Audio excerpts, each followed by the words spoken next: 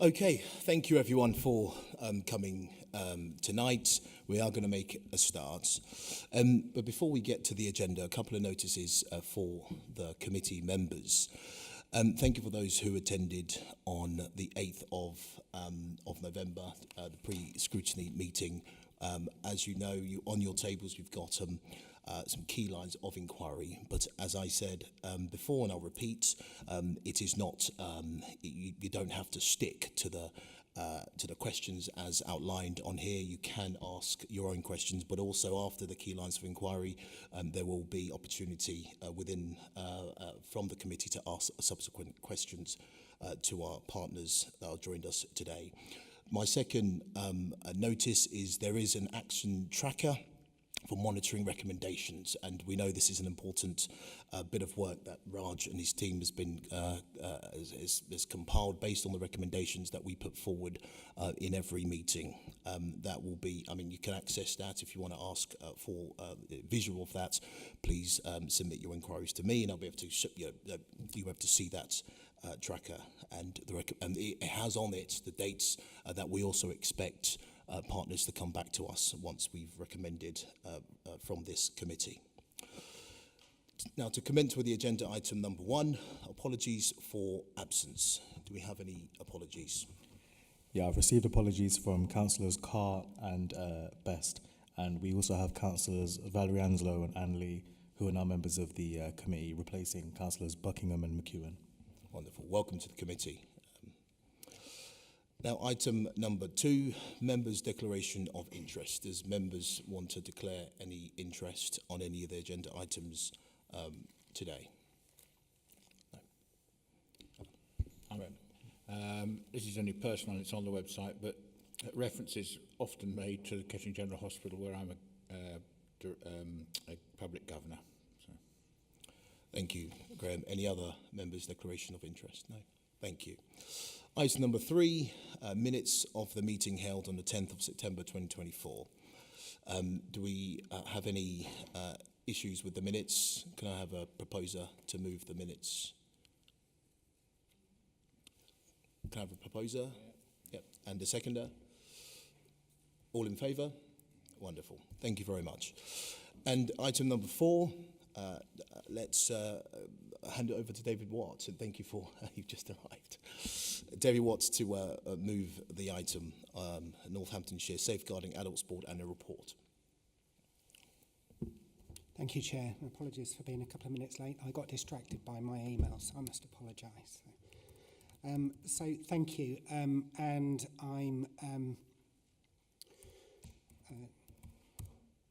presenting this report on behalf of the Safeguarding Adult Sport for Northamptonshire. It is a county-wide board rather than one that just focuses on North Northamptonshire.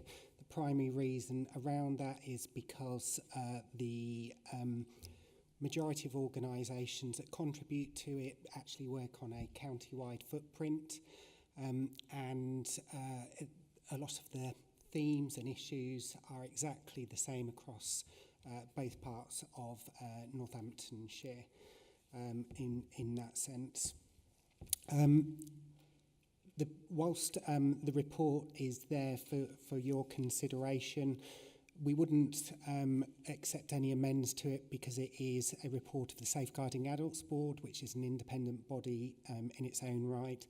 But certainly the board would like Scrutiny's feedback on the content, whether it ticks the boxes from your perspective, whether it gives you sufficient information to provide you with that level of assurance around performance, issues, challenges that we're facing across the area and across the function of safeguarding vulnerable adults.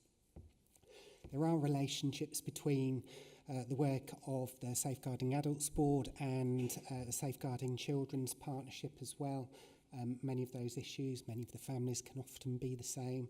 And certainly some of the challenges faced in trying to support vulnerable people, vulnerable families are the same across those as well. There are also relationships to one of our other partnerships, which Jane chairs, so our Community Safety Partnership, and the work that we're doing with our strategic partners in that space around trying to make our communities safer in Northamptonshire as well. Hopefully you find the structure of the report quite helpful. If there were particular areas which I would say to you it'd be really good if you focus on, I always think having a look at some of the Safeguarding Adults reviews is really, really important. It's also really good, and it's something which I do, is to look back and see, do we see common themes from previous reporting periods? Because those are the sorts of things which I think Health Scrutiny would be really interested in if we are not showing learning and improvement from previous Safeguarding Adults reviews that take place. There's significant amount of practitioner time across all statutory organisations, but some of our contracted organisations that goes into safeguarding. So if you think of the volume of care providers that we have in Northamptonshire, they have a responsibility around making sure that vulnerable people in their care are supported.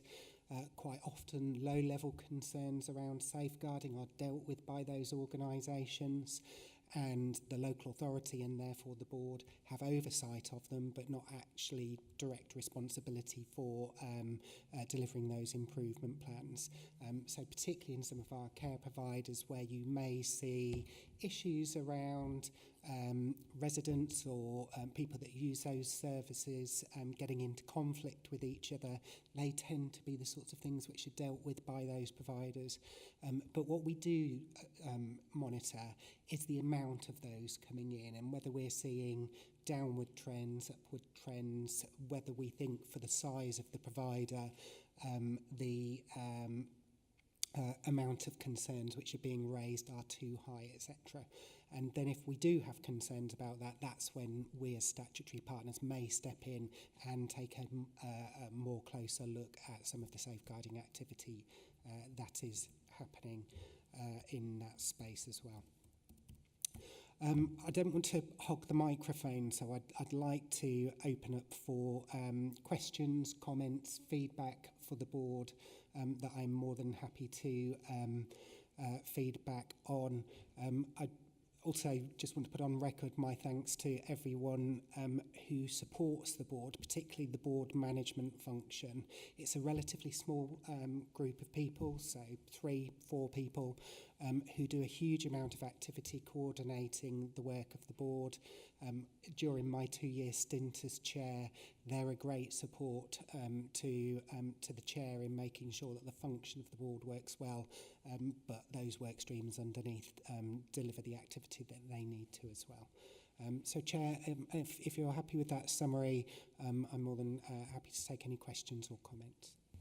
Thank you. And we all know that safeguarding is an important area, but lacks sometimes sufficient engagement. So on the chair's briefing, I mentioned about the Merton report and how the style of it was a good. This is a London borough, and around making safeguarding personal. I asked about real life case studies being applied next time on the next report, but just for members to know that that's already been mentioned. My first question to you, David, is can you give 2 specific examples of the Northamptonshire Safeguarding Adults Board's priorities in action, like the adults risk management process or awareness campaigns, and the measurable outcomes achieved, for example, incident reduction or engagement metrics?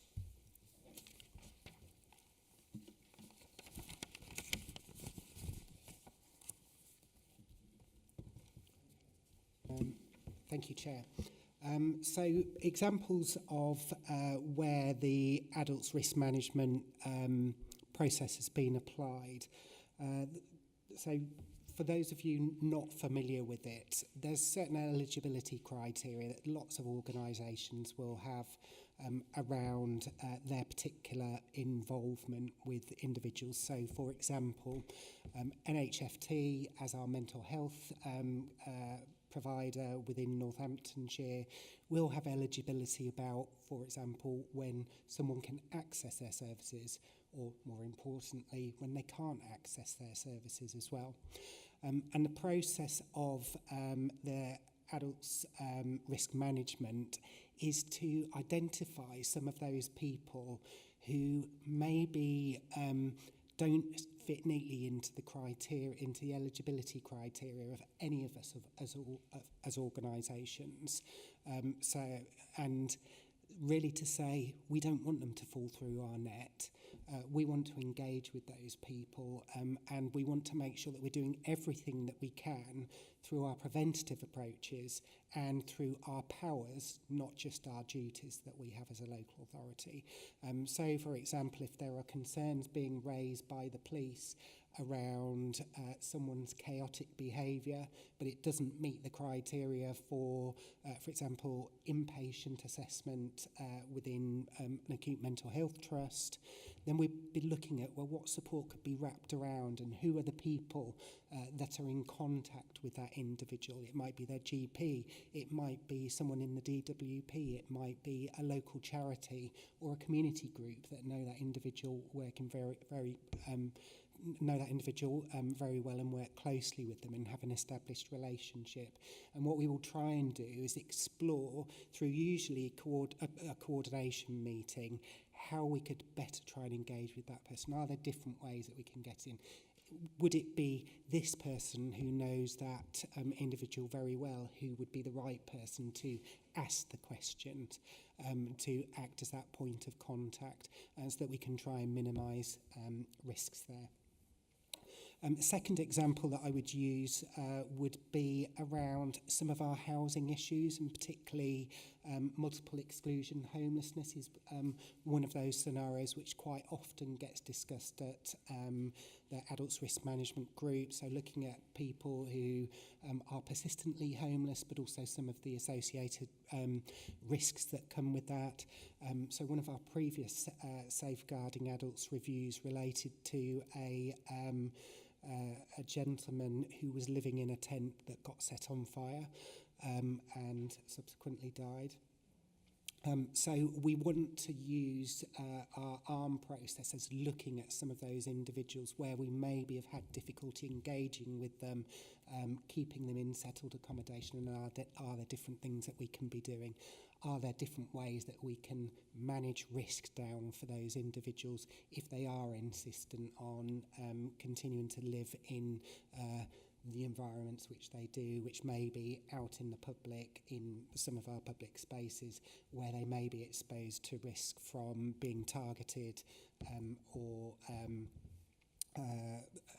being attacked in that environment as well, or putting themselves at risk. So those are probably the two examples that I would use around that. It's relatively small in the case as to when we would convene those, and I don't have metrics in front of me, Councillor Llewell, but I'm certainly happy to try and get some feedback about the amount of times that's been convened, what the potential impact was. Some of that will probably be narrative because it will be difficult to quantify through actual numbers in that sense. So it might be, as you say, a bit of an anonymised case study around this is what happened, these were the results that we saw as following that engagement. Thank you for that, David. I'm going to put my other questions together so you can answer it and other members can come in. So the report cites quarterly data dashboard, and that's on page 22. Can you provide an example of how the data from this dashboard is informed a recent policy, such as trends in self-neglect? And how does this data, how is this data used to adapt strategy in real time? My third question, given current economic pressures, what criteria does the Safeguarding Board use to prioritise safeguarding objectives, especially for high-risk groups like rough sleepers or financially vulnerable adults? And my final question, how are the principles like making safeguarding personal consistently applied across all services? Do we have a specific service user satisfaction metric or post-intervention feedback that can indicate improved outcomes? And that's on page 10.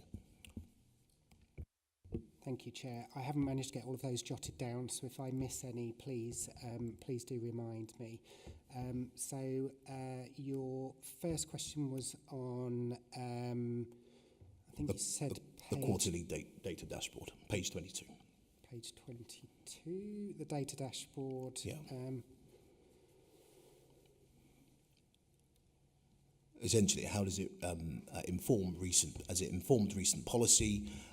How's the data used to adapt in strategy in real time? Yeah, so a specific policy that has been developed that I would say comes out of understanding some of the challenges that we face. So we have developed a hoarding policy, which enables you to really think about, well, what are the steps that we take as organisations where people are self-neglecting, potentially hoarding and putting themselves, neighbours, if they live in apartment blocks, particularly at risk because of some of those behaviours. So that sets out stepped approaches that we can take as organisations to try and work with those individuals. Never particularly easy in that sense, because quite often that's very entrenched behaviour. Some examples of where I've worked with that in the past has been about commissioning, for example, behaviour therapies to try and support with that, working with your mental health trust to try and say how can we intervene in that space. That's one example. With regards to feedback on making safeguarding personal, we've tried a number of ways to get regular involvement from people who've been through the safeguarding process. And this isn't peculiar to Northamptonshire, but every safeguarding adults board struggles with getting consistent user representative on that. And the reasons are quite often because people have been through a traumatic experience. They don't want to keep reliving it. They want to move on from the event that has happened to them. There have been a few circumstances where someone, usually a family member rather than the individual, who feels really passionately about actually, I want people to understand and I want to hold organisations to account, but it's few and far between. So there are different ways that we do try and measure that. Through individuals going through safeguarding processes, at the start of that process, we ask a series of questions around what outcomes that individual would want to see at the end of a safeguarding intervention. Sometimes they're not realistic. So, for example, someone may say to you, I want the person who was abusing me to go to prison. Well, clearly that's something out of our control. That has to go through, a prosecution if the CPS deems that it's something that can be prosecuted or not. So we try and manage people's expectations. So we apply a smart methodology to that. So making sure that they're specific, measurable, I can't remember the other Achievable, realistic, timely. Yeah, achievable, realistic and timely. So we use that sort of approach. And then we ask at the end of that safeguarding intervention whether those have been met or not. So you will see within some of the data that we've got, and we monitor it on a far more frequent basis at the meetings, and our performance policy and performance subgroup monitors that on a monthly basis. We'll look at how many people, or what percentage of people that have been through safeguarding processes achieved all or some of their making safeguarding personal outcomes that they defined at the beginning. So that's that more metrics-based approach to us managing that as well. On your question around setting the priorities for Resources, yes, yeah. For the board. So we have board development days where we review activity from over the last year. We'll look at things like our safeguarding adults reviews, what themes have come out of those. So there's a combination of looking at the data, but also partner agencies coming together, exploring what might be those priorities over the next period of time. What you do tend to find is the priorities don't massively change. There's usually the main priorities are pretty much the same. It's more the delivery plans underneath which we tend to adapt and move on based on some of that progress. Has that answered all of the questions? That is, that has answered all my questions. Yeah, thank you for that, David. Let's move on to Councillor Graham Norman. Thank you. Thank you, Chairman. I think you just touched on this a bit, but obviously the safeguarding adult reviews will make recommendations. So I wondered if you could just tell us the process for tracking those recommendations and how they, and if and how they are implemented, and is that also, does it also give you the opportunity to incorporate things into training for frontline staff and perhaps some examples of that happening? Certainly, thank you, Councillor Lorman. So, yes, clearly those concerns which get picked up through safeguarding adults reviews are monitored by the board and its subgroups, dependent on where it's most appropriate for that to be monitored. So, for example, if there were concerns raised about external communications to our residents, then that would be monitored through our work stream that oversees things like communications and engagement. But most of it sits under either the Safeguarding Adults Review subgroup, who monitor delivery against that and performance against that, or the policy and performance work group. On the more practical aspects, so for our workforces across all of our safeguarding partners, we send out regular bulletins and communications around learning from safeguarding adults reviews, and we run what are known as learning events. Every year we have a week of safeguarding development events as well, and quite often that's where we coincide the learning from our safeguarding adults reviews, so where we pull together practitioners from across the piece who will attend that, and you'll see some numbers within there about the levels of engagement that we do have, which is really positive across multiple agencies.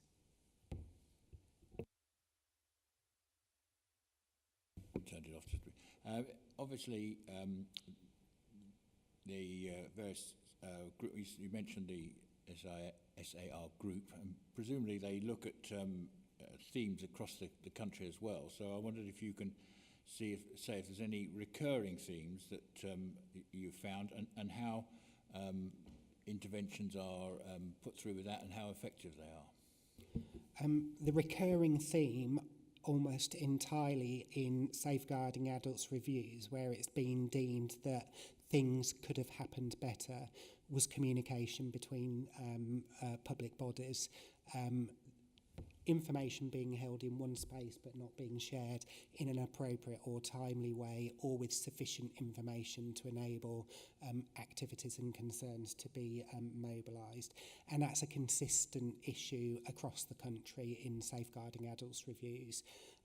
And if Jane Geraghty, who's our independent scrutineer, was here, she would talk about the work that she does with other chairs of safeguarding adults boards and themes which they feed back in, and some of the national learning. But it is commonly, that seems to be one of those bits which always comes out. The other ones which are the other themes tend to be more around neglect by organisations, rather. So the other aspects tend to be more dependent on familial situations. So it tends to be the particular scenarios of those cases. So you tend not to be able to pull themes out of them, but quite often the organisational neglect tends to be one of those ones which can come out in safeguarding reviews, particularly if you're looking at something like concerns in a residential care home where there were a number of residents that perhaps their pressure area wasn't being their pressure areas weren't being appropriately monitored and treated by staff.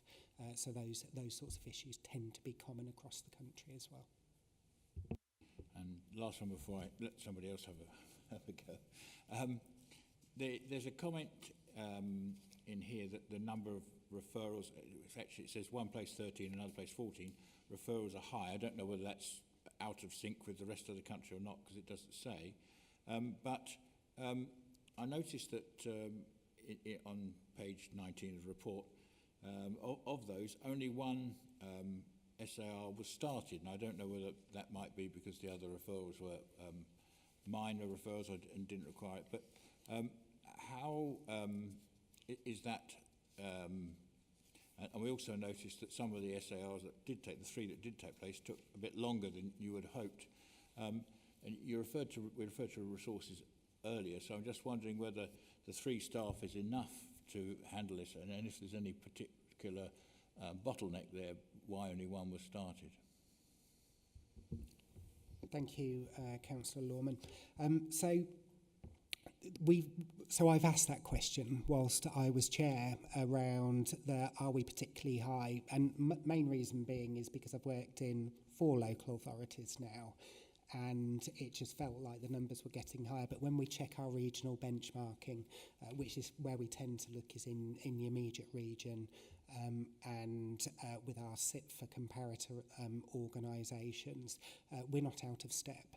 So every safeguarding board has seen an increase in the number of SAR referrals. So we think it's more about organisational awareness of the constituent organisations and a willingness and that duty of candour which we have within public bodies that has been strengthened over recent years. So we think it's more around creating the right environment. Yes, you're absolutely right. Some of the reviews have taken longer than we would have hoped. There's been varying reasons around that. So some because of the complexity, others because we weren't necessarily happy with the independent authors' work that had been undertaken, so we had to go back and revisit it. So we quality check the work of the independent authors as well. So there's been some examples where we've had to intervene and either bring a new independent author in or commission someone else to scrutinise the work that's been done to make sure that it is adequate and it is providing the right sort of information to us. Yes, that is concerning. We also try and so a lot of the referrals that we do get don't meet the statutory criteria for a safeguarding adults review, but quite often we still think, well, there could be learning that would still be really important, either for individual organisations or for us as a partnership, despite that not meeting the criteria. So we do undertake other sorts of reviews, but they are not called safeguarding adults reviews. So it might be called a rapid review. It might be a SUI in the NHS, so a serious untoward incident which didn't meet the criteria, so they have their own internal processes, and most of us as large organisations will have our own review processes, but we do some informal ones, be it a desktop review of activity or as I say, a rapid review to try and make sure that we do capture that learning. There's also quite a scoping process that goes into some of those. So, for example, if we received a referral this month, it might take another month or so for every organisation to gather the information that they need together to feed into the SAR subgroup, for the SAR subgroup then to start working through that and say, yes, we think this determines that the criteria is met. Quite often that comes in, but that generates more questions, which the organisations then have to go back and see if they can source any more. So that's just the initial scoping part of that. We then have to go out and procure an independent author. So there's a process around that. We do have a trusted group of authors that we believe do produce the reports to a good standard, but quite often, because they're good, they're used by other safeguarding adults boards as well. So again, it might be a period of time before they have the capacity to be able to start that process in that sense. And we're always looking for other suitably experienced independent authors to join effectively our list of authors that we can call off to manage that. So hopefully that answers your questions, Councillor Lorman. Fantastic. Thank you, Councillor Lorman, and thank you, David. Can I move to Councillor Barbara Jenny, please? Thank you. Thank you. Good evening. Well, I have 4 questions for you centred on partnership and community engagement. First question, what specific methods does the NSAB employ to gather feedback from individuals with lived safeguarding experiences, and how is this feedback incorporated into policy and practice?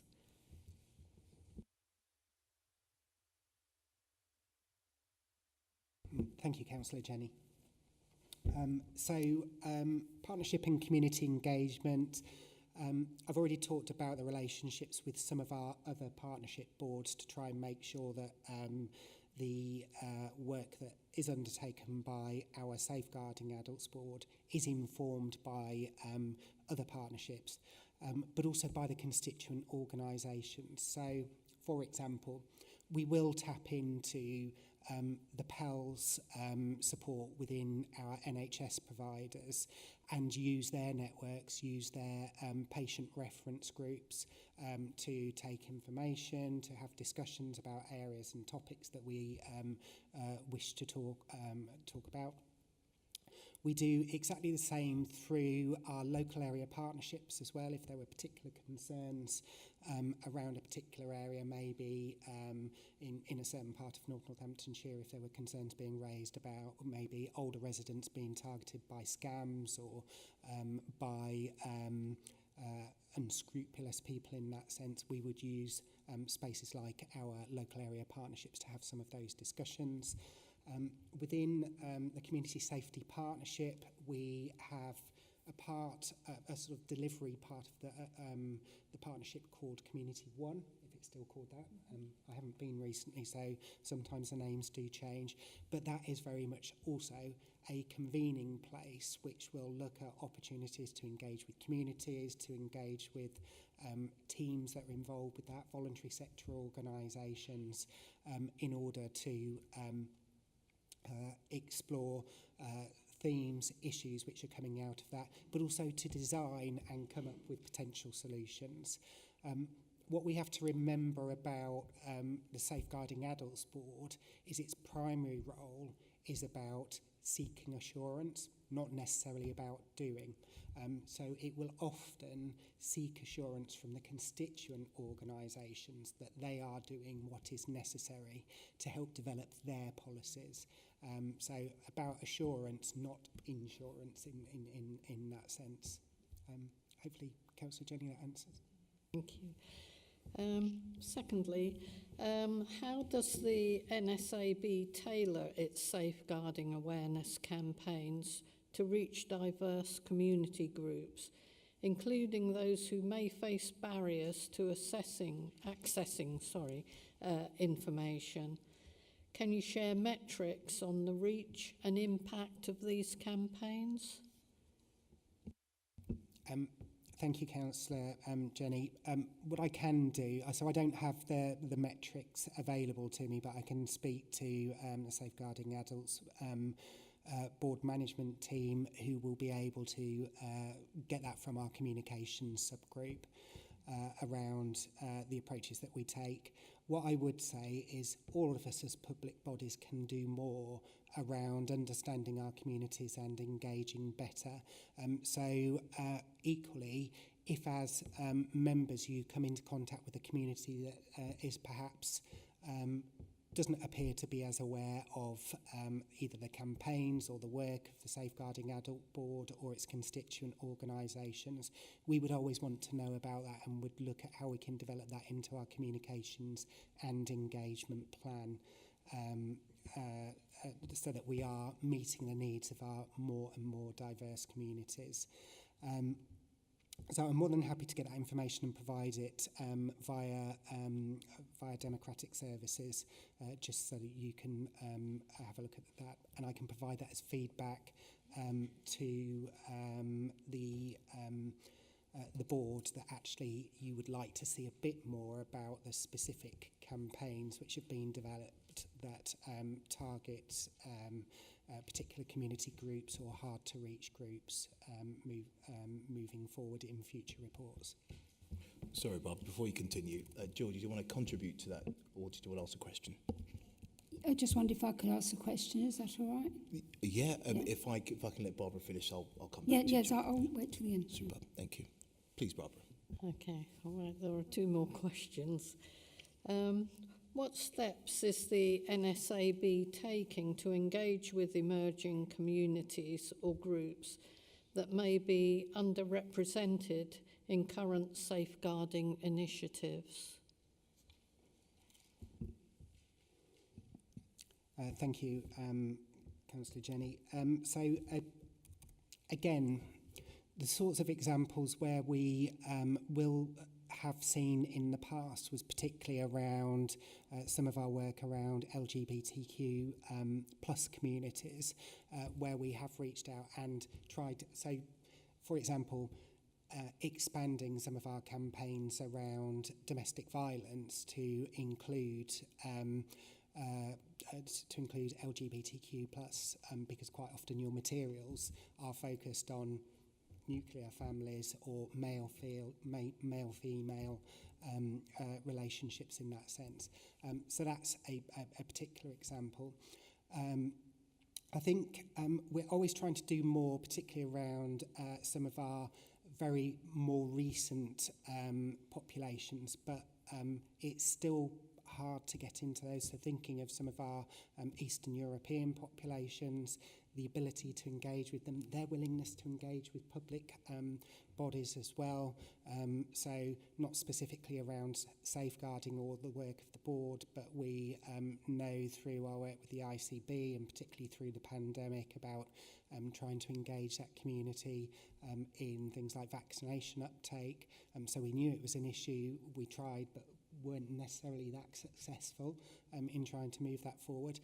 So I think it's very much about looking for those opportunities with our communities, looking for new community leaders, and thinking about how we can engage more in that space. We've also looked at board membership as well, so really thinking about how organisations like Black Communities together have a strong voice around that table, making sure that we have Health Watch around that table as well. So other organisations that are reaching into communities in a way that perhaps we are unable to, or communities don't necessarily accept. Again, any specific pieces of work around emerging communities, I will again ask the communications subgroup if they can just provide a little bit of, it might just be sufficient for you to see what the plan is over the next 3, 6, 9, 12 months to understand the different sort of engagement which is going on. So I will ask them for that and provide that through Democratic Services. Thank you. And final question. How do we ensure that each partner's role is effectively contributing to our strategic goals, especially in complex cases requiring multi-agency cooperation? Could you repeat that for me, please, Councillor Jenny? Sorry, Councillor Jenny, can you repeat that question? David didn't hear it too well. Sorry, I beg your pardon. The question was, how do we ensure that each partner's role is effectively contributing to our strategic goals, especially in complex cases requiring multi-agency cooperation? Thank you. So I've already referenced the learning events that we do. We do provide information about statutory organisations' attendance and involvement at our different workstream groups as well.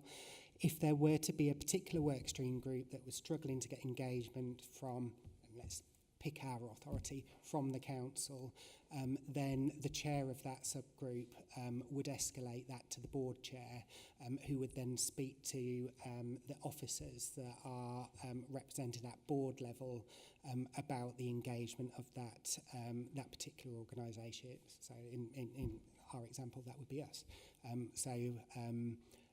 I would be asked to try and understand why the engagement from our officers was not sufficient, and then would be asked to put in place an improvement or seek other officers to replace those officers if they don't have the capacity or capability to support those work streams.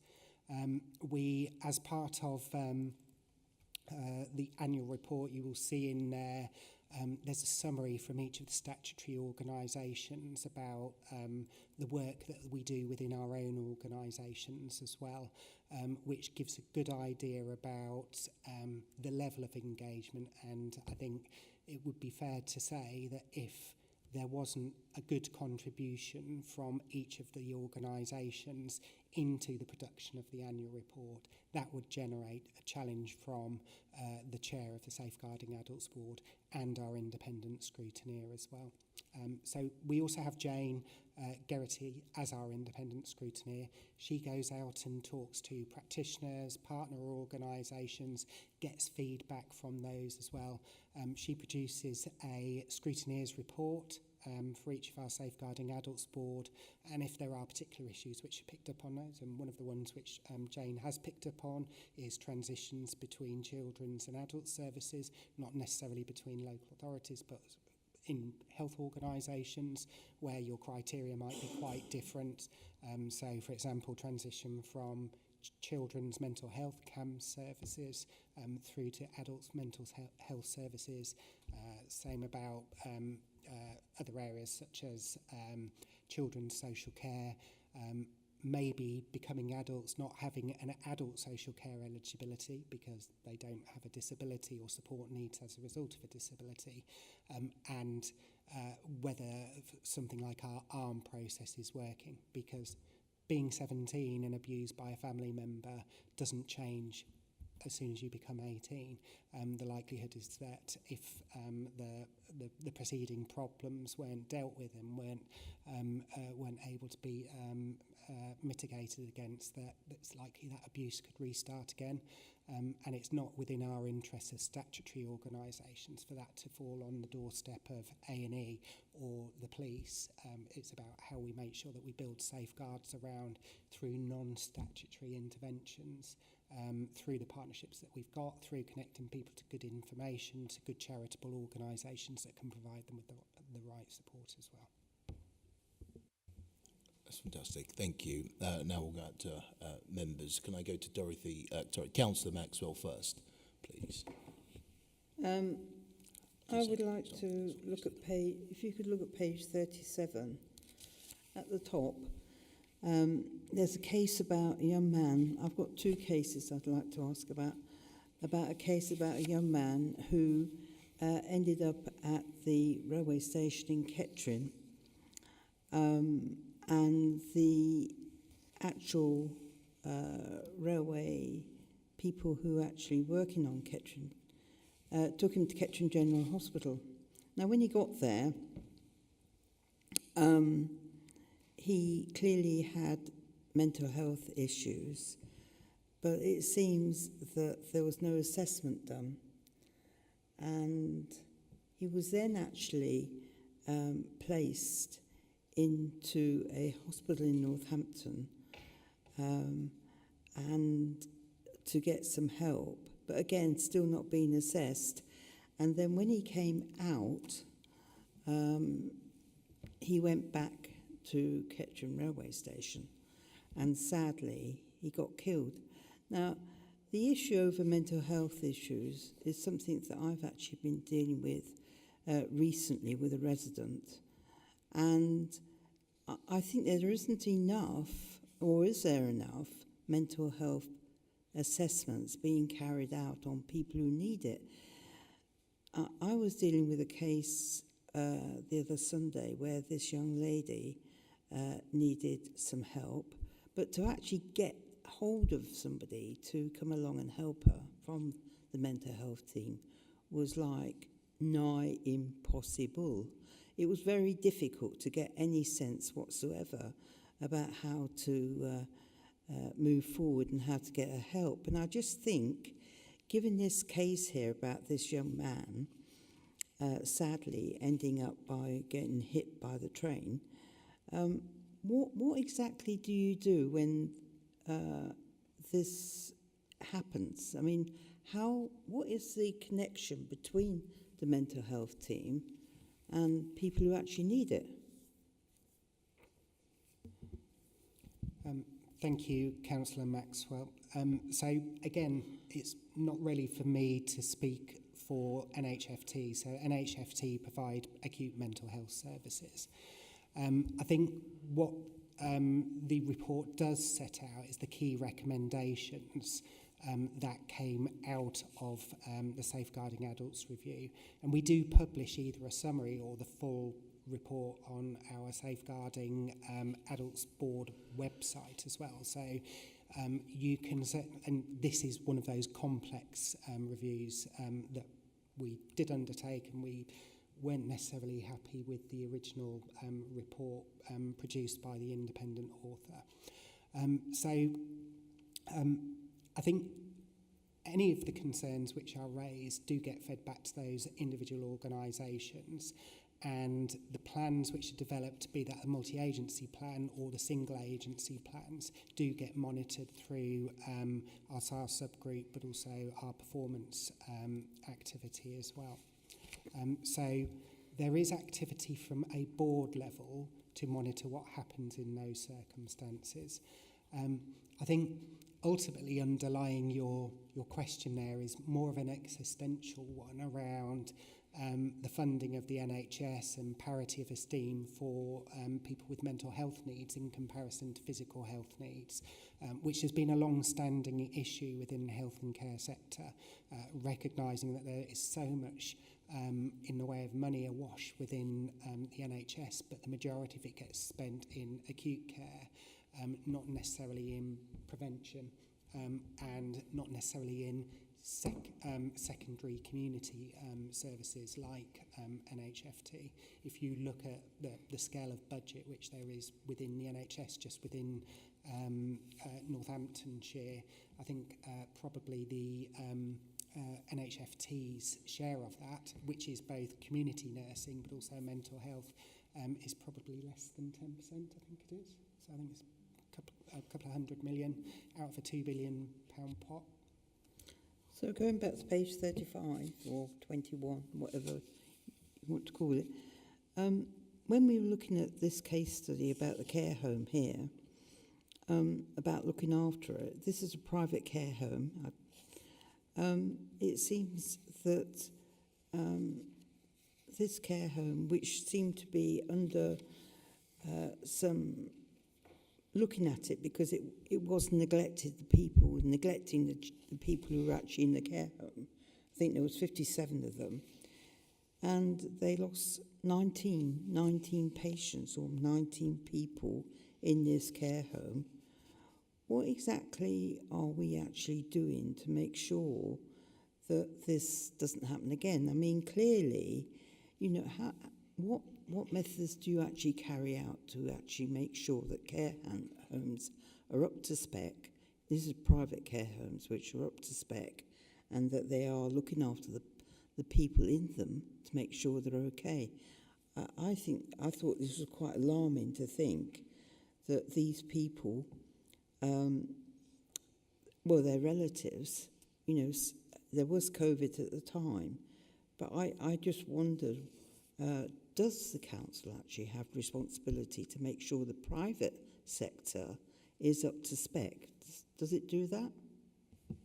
Thank you, Councillor Maxwell. So there's a number of different organisations that monitor the provision of care quality in regulated care provisions.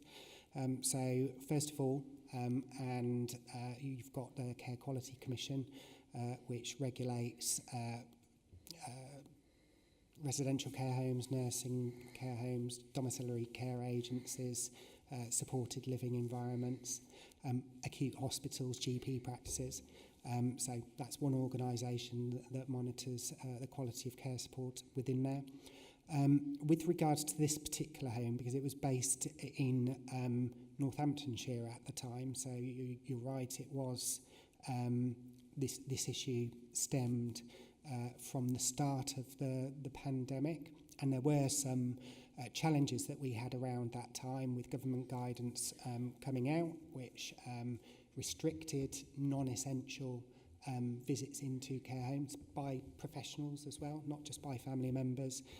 So to try and manage the spread of COVID, things like routine monitoring was not as frequent as you would expect it to be. We, at those times, were also focusing on trying to make sure that care providers had the basics, including things like PPE, because at that point there wasn't a national supply chain around these issues. So there was a perfect storm at this point. But what this particular review did highlight was that the quality of care before that, before the pandemic, wasn't good either. That's right. The responsibilities which the local authority has is as the lead commissioner. So we do have a responsibility to monitor the quality of care provision. I have a whole team that does that. So every regulated provision that we have in North Northamptonshire, which is over 200 providers, gets a minimum of an annual visit from a quality monitoring officer. That is increased where there are concerns. So if we are monitoring data that says actually the number of complaints or the number of safeguarding concerns or the number of notifiable incidents that are reported to the Care Quality Commission increase, then we will increase the number of visits that are going in as well. Every home is required to put information up, usually in their entry areas, about how to raise concerns with either ourselves as commissioners or with the Care Quality Commission. From a local authority perspective, we've introduced a quality of the care market report that goes to the executive periodically. It's been recently, actually. I want to say September, but I'll confirm for you, Councillor Maxwell, where we provide a summary of the care quality ratings, the sorts of issues that we've had over the period of time, whether we've had closures, the sorts of interventions that have had to be put in place as well. So there are absolutely responsibilities. Would I say that I have greater confidence in the role and responsibility that we provide as a local authority in comparison to what occurred at the time where the incidents happened within the Safeguarding Adults Review? Hand on heart would say yes, absolutely. I'd be failing in my statutory duties as one of your statutory officers if I didn't believe we had the right controls in place. It's very difficult for me to comment on things pre-unitarisation because I wasn't the Director of Adult Services at that time, and it's very difficult for me to answer those questions because I don't have that information. But moving forward, clearly, what do you do if you find a nursing home which is seriously neglecting the people who are actually in the nursing home, right? And you hear it actually says there was significant neglect and suffering as a result of what was going on in this home.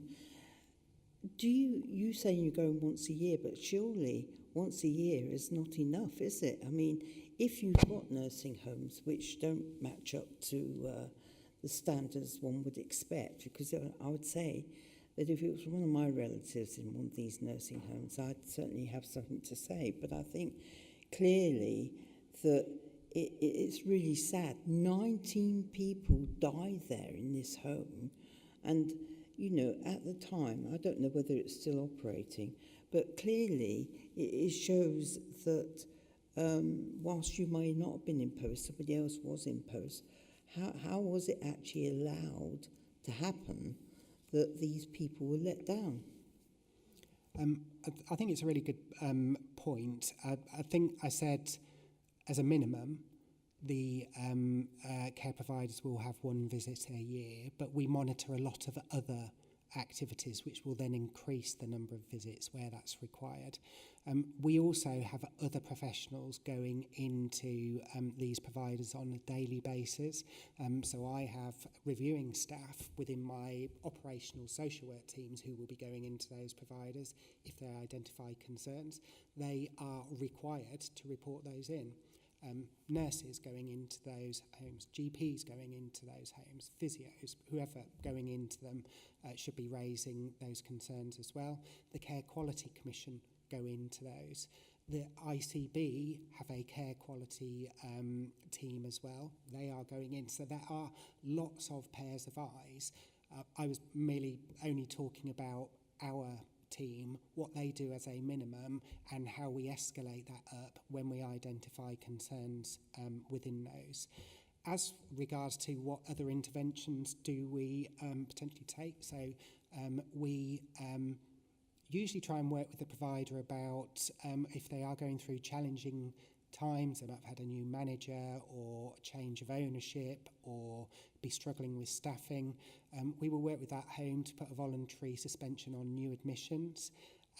If they don't do that, then we may impose a suspension on new admissions. The Care Quality Commission can do that as well. The Care Quality Commission can close care homes. They have to do it through a court process. It's not particularly quick, minimum of 60 days to get to a decision. And in those circumstances, the sorts of things that we have done is we have parachuted staff into those services to try and improve and turn around the activity. And that might be a combination of commissioning staff. It might be some of our own care staff from within our own care services. We maintain a sufficient number of care services so that we can act as a provider of last resort if that's necessary. For some of the bigger organisations that work in, they provide care nationally, and they have national turnaround teams that will often, if there are these sorts of issues going on in particular providers, they will then effectively parachute a turnaround team in of their own from across their resources, which they have nationally. And I suppose the most draconian thing that I've had to do in the past was remove every single resident from a care home because we were concerned about safeguarding. The impact on that care home was it could no longer trade because it had no income coming in. It's not a decision that you take lightly, but it's a decision which you delegate to me as your statutory officer. And I have had to do that in a previous world. And it's not just... and it happens throughout the country at particular times where statutory officers have to make the decision to remove every single resident from... How many staff do we actually have in Northants Council looking after the care homes which are in our area? If you bear with me, I've got the structure charts with me so I can give you those numbers. It may have to be after the meeting. Because some of the roles, they're dual roles. So what I'd have to do is just give you the full-time equivalents, but I might have to do a few calculations in the background. But if I don't get it to you by the end of the meeting, then I'll certainly get it to you after the meeting. It's just that it's not in the report. This isn't a report about... No, but it's not down here. You know, how many staff were involved? No. Well, No. It won't be because it's... So... You will get more detailed information in the full report, which is on the Safeguarding Adults board website. So you'll either have a summary report. It depends on the permissions that we've got from family members as to whether we can publish the full report or a summary report. So I'd encourage you to have a look at that. With regards to the staffing structures that we have within the local authority, well, that's changed. Because the staffing structures that were around in 2019 within the commissioning function served a county-wide footprint. Now, the commissioning function serves a Northamptonshire footprint. So effectively, that staffing resource will have halved over that period of time, but it's doing half the amount of work in relation to that. And we have taken some decisions to invest more money into our commissioning function to enable us to do more of that activity since vesting day. Thank you, David. I think you've answered that quite clearly. We've got to bring this to a close shortly. We've got two more questions. One from Jill, please. Thank you. Councillor. Yeah, to put some sort of personal perspective on it, I've seen the work that goes on in this department of the commissioning and keeping track of these care homes, and they're very thorough. If there are any concerns at all, and they may have come in from complaints from members of the public or from other professionals that are visiting, they're taken very seriously, and action is straight away. You know, they don't hang around, and they will. As David said, the last resort is they will close a place down, but they will try and work to improve things.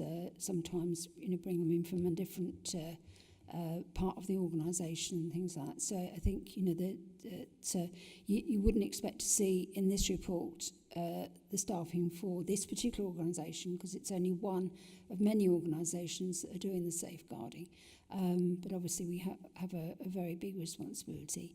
But I was also going to follow up your question, Chairman, that you said about, is this safeguarding, is it enough, the 3 staff?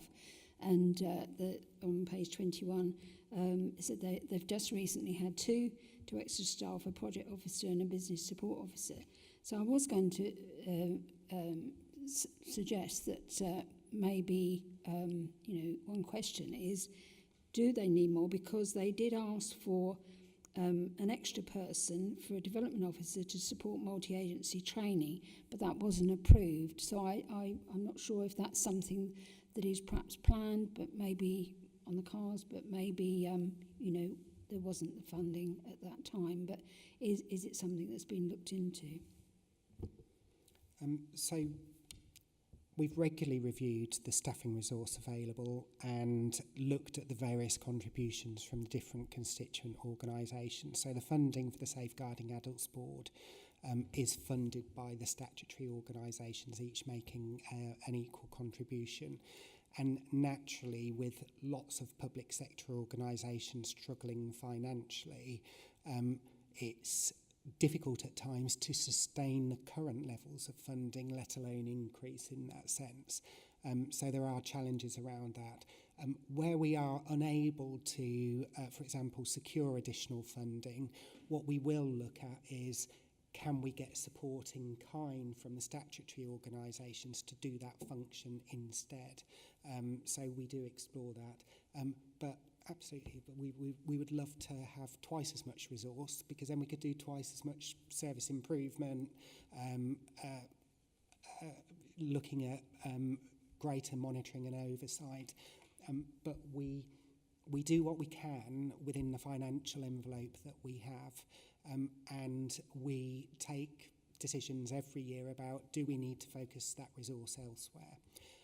We were lucky enough that we had some carry forward of reserves in previous years for our Safeguarding Adults Board, but that's gradually being eroded down with some of the additional staffing that we've funded using those reserves, either on a temporary basis or to increase that activity moving forward. But every year there is an ask from the Safeguarding Adults Board to all of the statutory organisations about increasing the budget. Has been increased. but it has been higher in the past when there was more funding available within statutory organisations. So we're playing a bit of catch-up. Thank you, David, for that. Does any other members have any questions? Councillor Lorman, thank you. Thank you. A couple. First one, are you ready for the CQC that's promised in this report? And the second one, you mentioned communications right at the start, so there's a few things about that. The board meets, unless it's special, 6 times a year. So are there good and effective communication systems between all the partners, and I don't just mean the statutory ones, but all the other partners, at times when it's not actually a board meeting? And is there good collaboration? I noticed that, for instance, the VCSO didn't turn up to a couple of meetings.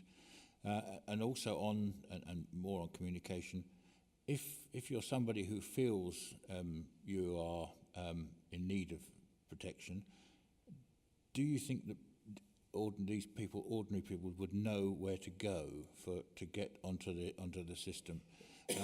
And I noticed that in one of the priorities was deliver a targeted preventative approach of communication. I'm not sure so who will be targeted and what that actually means, perhaps a bit more about that. And also I see that some engagement events didn't go ahead, which seems a shame. So a lot of these things revolve around communication and use of the website and so on. But you know, it's communication within the statutory and other bodies, and it's also how the message gets out to people, if you like, on the street. Again, thank you, Councillor Lorman. I think we would never say that we think we're there with communications, because I think it needs to be an evolving picture in that sense. I think we have to be fairly pragmatic about, does the general public know about what to do if there's a concern? It's not as simple as, well, if you're worried about a crime, you call 999, or do you call 111, or whichever it is. But you know, it's that sort of example, isn't it? So the way that we would describe it is, we want no front door to be the wrong front door. So if you go to your GP, we want your GP to know how to get you into the system. If you go to the police, we want the police to know how to get you into the system. So most of our referrals don't come from individuals themselves. They come from care providers, they come from hospitals, they come from other health professionals, they come from the police. Most of our referrals come from the ambulance service, because they're the people that get into contact, and then other professionals working in that space. With regards to the communication between boards, so yeah, we've got the communications subgroup that has a communications plan, so there will be routine activity happening around that, and there are attendees from within the statutory organisations at each of those subgroups. So the responsibility being for both members of the board, but also members of the subgroup, to make sure that information is disseminated within their own organisations. So there is a requirement, that's part of the requirement for the terms of reference for both the board, but also the subgroups underneath that as well. Do we get it right? Not always. But absolutely, those events that we do, you will see on our social media channels, so both Facebook, which most people apart from me use, and then X or Twitter, which most people don't use, but I do use. So you will see stuff going out on those, you will see things going out on LinkedIn as well. And we take the opportunities with our local media when there's interest in particular cases to try and craft our communications around that, around raising awareness about how people can get advice and support. We're always looking for new ways, so ways that I've done things in the past is putting things in school newsletters, because it's quite often the parents that you need to get hold of, because it might be other relatives that they're worried about. So looking for different ways of doing that, and using all of those existing networks that we've got with the VCS, with community groups as well, looking at our local area partnerships, and believe it or not, Parish Council Notice Board. Sorry, the question around CQC, if you don't mind repeating that. Slightly thing, are you ready for the CQC that you say is coming? We are regulated by CQC in two ways. So we are regulated through our provider services. So we have Thackley Green, Reablement North, Pine Lodge, specialist support for younger adults, and the Shared Lives Service, which are all regulated care provisions. They are all inspected by the Care Quality Commission. All of them, except for Shared Lives, have had a CQC inspection and therefore have a report. Shared Lives hasn't, because it was a newly created service from April of this year for this authority. I think the question was, are you ready for the CQC coming? So we are always preparing for those services. Then there is the regulation of us as a local authority, which is the CQC assurance, which applies to us and delivery of our statutory services. I was asked that question the other day, actually, and I said I expect us to be rated as outstanding, but I would manage people's expectations by saying there's a risk that we would be rated as requires improvement. But to be fair, if we got good, I would be happy. That's where I want to be. Do I think we would get outstanding? No, I don't. Is there a risk that we would be requires improvement as a local authority? I think there's always that risk, particularly as inspection or assurance regimes move on. They learn from the learning of the early inspections which they undertook, and they become a little bit more robust and a little bit harsher moving forward. So I think there is a risk for local authorities that are inspected later in the cycle that there's all this evidence of what's gone before, and they could be a bit more robust in that space. But my team have been doing a huge amount of work. Matthew, my Assistant Director for Commissioning and Transformation, is a ex-senior member of National CQC. So it was a bit of a coup when we brought him in, and is leading our prep for assurance with Sarah Morris, who's our principal social worker. We have got so we also have sector-led improvement approaches, and we have DAS's annual conversation is one of our sector-led improvement approaches. Effectively, East Midlands region of the Association of Directors of Adult Social Services commission 2 ex-directors of adult social services to come in and review every local authority with the current directors of adult services and their teams around topics of our particular choice, or which we've identified we need to have a conversation around. Our next one is due to take place next week, and previous director of Nottingham City Council is coming in to do ours. And the focus will be on our preparation for CQC assurance. It made sense to ask them to give us a view on that. Thank you. I only asked because the independent scrutiny mentioned it in her preamble about preparing for it. Sorry to Dorothy, I know you got your hand up, but we do have to bring this item to a close.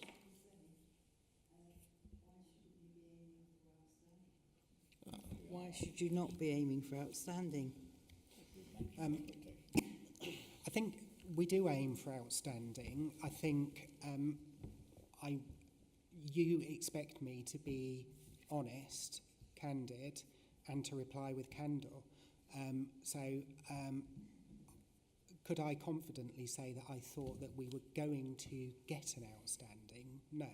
Does that mean that I'm not aiming for outstanding? Absolutely not. Any of you that know me know that my standards are that if we're not getting outstanding, then we'll still push for it.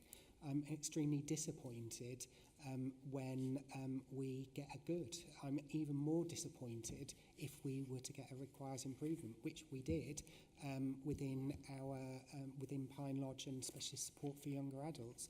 We have improved specialist support for younger adults, but Pine Lodge is still requires improvement. There are some circumstances around somewhere like Pine Lodge which make it difficult for us to probably get close to good because of the building environment and work that needs to happen in that, or how we transform that service moving forward. But we do have in place is a provider services transformation strategy for our own provider services, which does aim for every one of our services to be outstanding and for us to transform them to be outstanding. But whether we get there is another question, but that doesn't stop us aiming for it. Thank you, David. I think we can all agree that we have to aim high. Sorry, Councillor Maxwell, we do have to bring this to a close. Do apologise, Councillor Maxwell. Thank you for that, David. We, as a committee, we do have some recommendations that we're going to share with you as well, but I'm going to read them out and some actions. This is pertaining to future reports, so include a summary of engagement with individuals and carers with lived experience, detailing at least 3 specific examples and their outcomes by the next annual report, which should also include the following. So inter-agency communication, providing a written update outlining key actions taken to improve communication in complex safeguarding cases, including any relevant anonymised case study demonstrating positive outcomes. With regards to the SARS, we want you to submit a report on the SAR processes, including completion rates and timelines, along with a plan to address any identified resource gaps. Develop a dashboard of safeguarding metrics by tracking trends in safeguarding concerns and response times, with a goal to improve positive outcomes by a certain appropriate percentage in the following year. And finally, training initiatives, provide an update on multi-agency training efforts, including attendance rates and at least one example of how training has improved safeguarding practices. There are some actions as well that you mentioned that you're going to be either providing members or coming back in terms of clarification. You mentioned about providing metrics relating to the reach and impact of awareness campaigns to engage with diverse and underrepresented community groups following this meeting. Thank you. We can share a copy of that with you as well. Thank you, Chair. I'd appreciate that. I'm not very good at typing at speed. Chairman, does this report go to full council for discussion as well? Because one of a recommendation we could make is to we've talked about parish councils, but make councillors aware of the website resources there are, the training that might be for people, and the way to push out the communication to people, how they can access the service if needed, because, I mean, councillors are just as likely to get recommendation, to get contact and need advice as parish councillors are. So if it's not going to full council, then I would think that might be something we can do. Yeah. I think that's a recommendation that we're going to also send. So it has previously been to full council. It didn't go to full council last year because it was felt that it wasn't, because it's not something which involves a decision in that sense. It was felt that it was probably not a good use of council's time, but that doesn't stop me making a recommendation and considering whether it can be taken forward for that. Yeah, I wasn't necessarily suggesting it went, but if not, then perhaps a briefing note or something to councillors might be the way forward. Wonderful, thank you. Now, we do have to move on to the second item, winter preparedness, the health protection team. Sarah Bridden, thank you. I'm going to initially hand over to Shirley. Thanks, Sarah.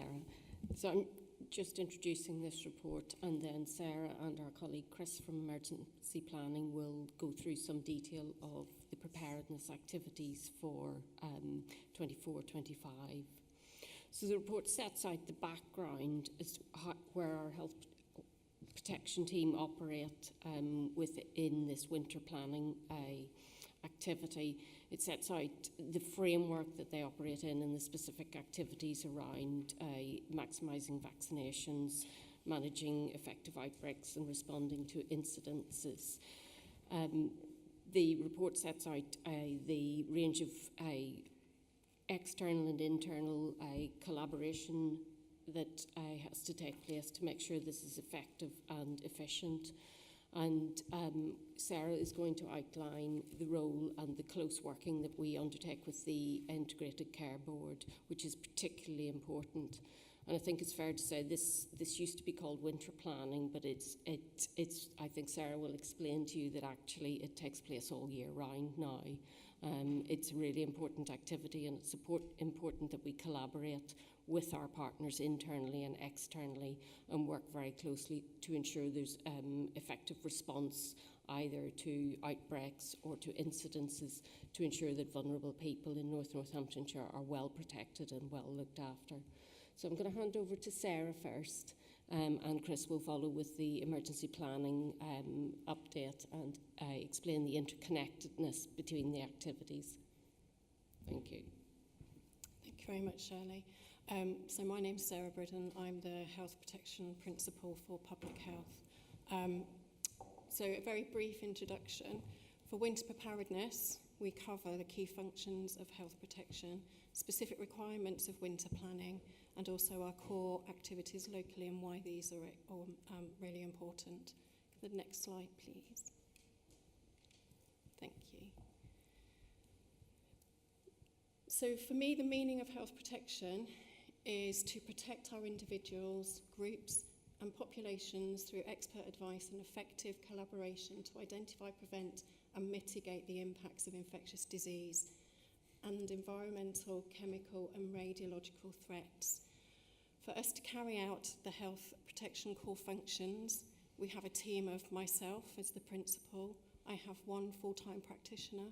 I have one part-time health protection officer and one part-time administrator.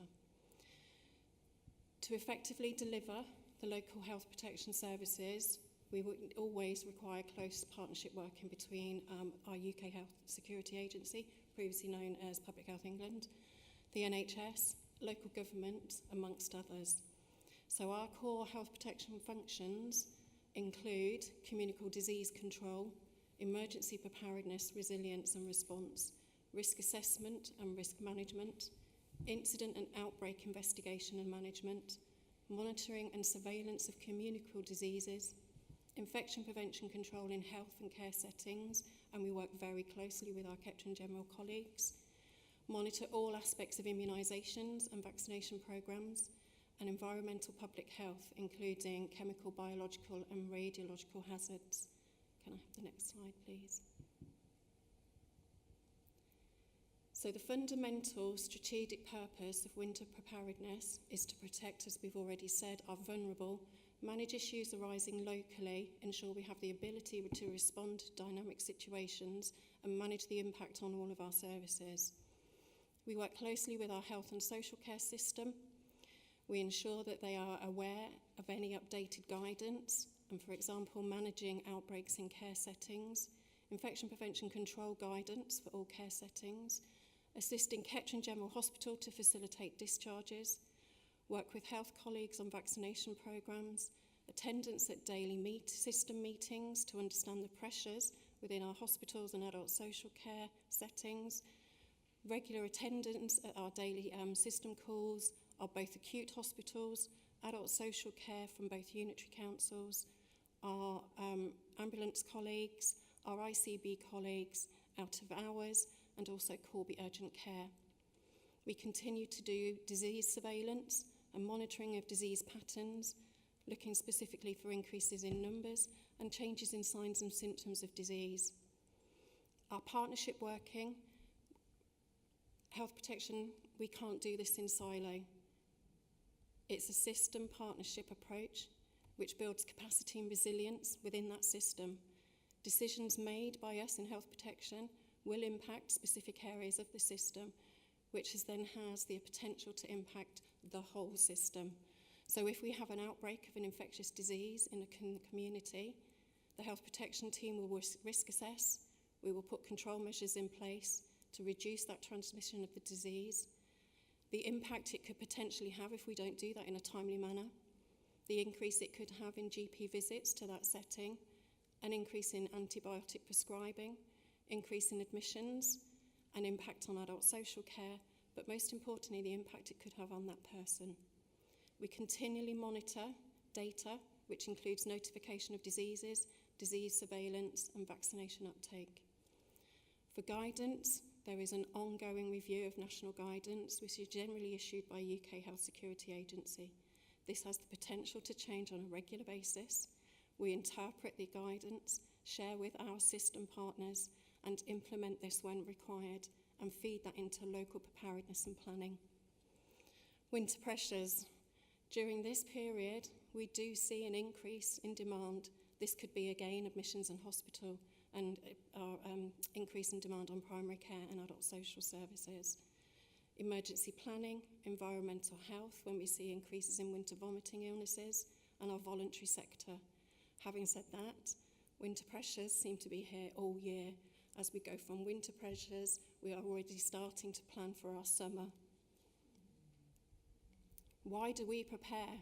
Well, being prepared is crucial for the protection of people, our communities, including those most at risk. It reduces the impact on the system, but also impacts on infrastructure. Being prepared is about setting the foundations of response. For example, within health protection, we have 7 disease-specific standard operating procedures, templates in place for contact tracing. We hold a 3-month stock of PPE, which could be used in the case of an emergency or an emerging pandemic, with the notion that the government processes will start to increase stock and delivery of PPE. Could I have the next slide, please? Okay. Immunisations. Why do we immunise? Well, we want to protect you. We want to protect your family and your community against serious disease. Our bodies are better able to fight disease once vaccinated, and immunisations can protect future generations by eradicating disease. What immunisations do we offer? So at the moment, we're currently working on the COVID autumn boosters, our seasonal influenza programme, the increased push on our measles, mumps and rubella, our respiratory syncytial virus, the new vaccination that was launched in September, pertussis, otherwise known as whooping cough, and we are always aiming to push increases in our 0 to 19 vaccination schedule. We support vaccinations literally from birth to older age. I've also got the eligibility criteria for vaccinations, which I can share with everybody later. Where can you get these vaccinations? Primary care, so our GP practices, our pharmacies, and we've had a much bigger increase in our pharmacy uptake of offering to do vaccination sessions. We're incredibly lucky in Northants. We have a really good mobile vaccination unit, and hospitals always offer occupational health vaccinations for all of our hospital staff. Some areas of concern we have already seen in our vaccination uptake, as I've already mentioned, is our 0 to 19 vaccination uptake. This year we have bid for additional funding from NHS England to reflect the lower uptake in childhood vaccinations. These bids were shaped from ongoing monitoring of vaccination trends throughout the year. Our autumn vaccination programme identified areas of lower uptake, specifically around our frontline health and social care workers and our Eastern European population. Can I have the next slide, please? So infection prevention control, what is it? It's a little bit like the dark arts sometimes. It's a practical, evidence-based approach to prevent, detect and control the spread of infections. It was noted during COVID that infection prevention control training standards were not aligned across all of our care settings. So the training package that we offer at the moment is delivered to all of our care settings across Northants. All the care settings have the same information, and that information is based on the 10 standard infection prevention precautions. They cover things like risk assessment, hand hygiene, respiratory hygiene, our PPE, safe management of care equipment, safe management of the care environment, safe management of linen, safe management of bodily fluids, safe disposal of waste, and occupational safety, where we want to prevent exposures. Outbreak management. The objective is to protect public health by identifying the source of the outbreak, the cause of infection and transmission. In the event of a large outbreak, our UKH Security Agency colleagues will call an incident management team meeting. This will include us as local health protection teams, our ICB, any other health colleagues that may need to be there, but also the setting affected, environmental health, if it is food related. The incident management team meeting is used to discuss the disease, the cause, the impact, risk and management, and follow-up meetings are subsequently held depending on the outcome of the initial meeting. Can I have the next slide, please? So emergencies and major incidents. We tend to advise and guide as subject matter experts, depending on the incident. We support on the ground services, such as working with emergency planning colleagues to set up reception centres, risk assess for any infectious diseases, use of PPE and safe disposal of that PPE. We attend TCGs, so Tactical Command Group meetings.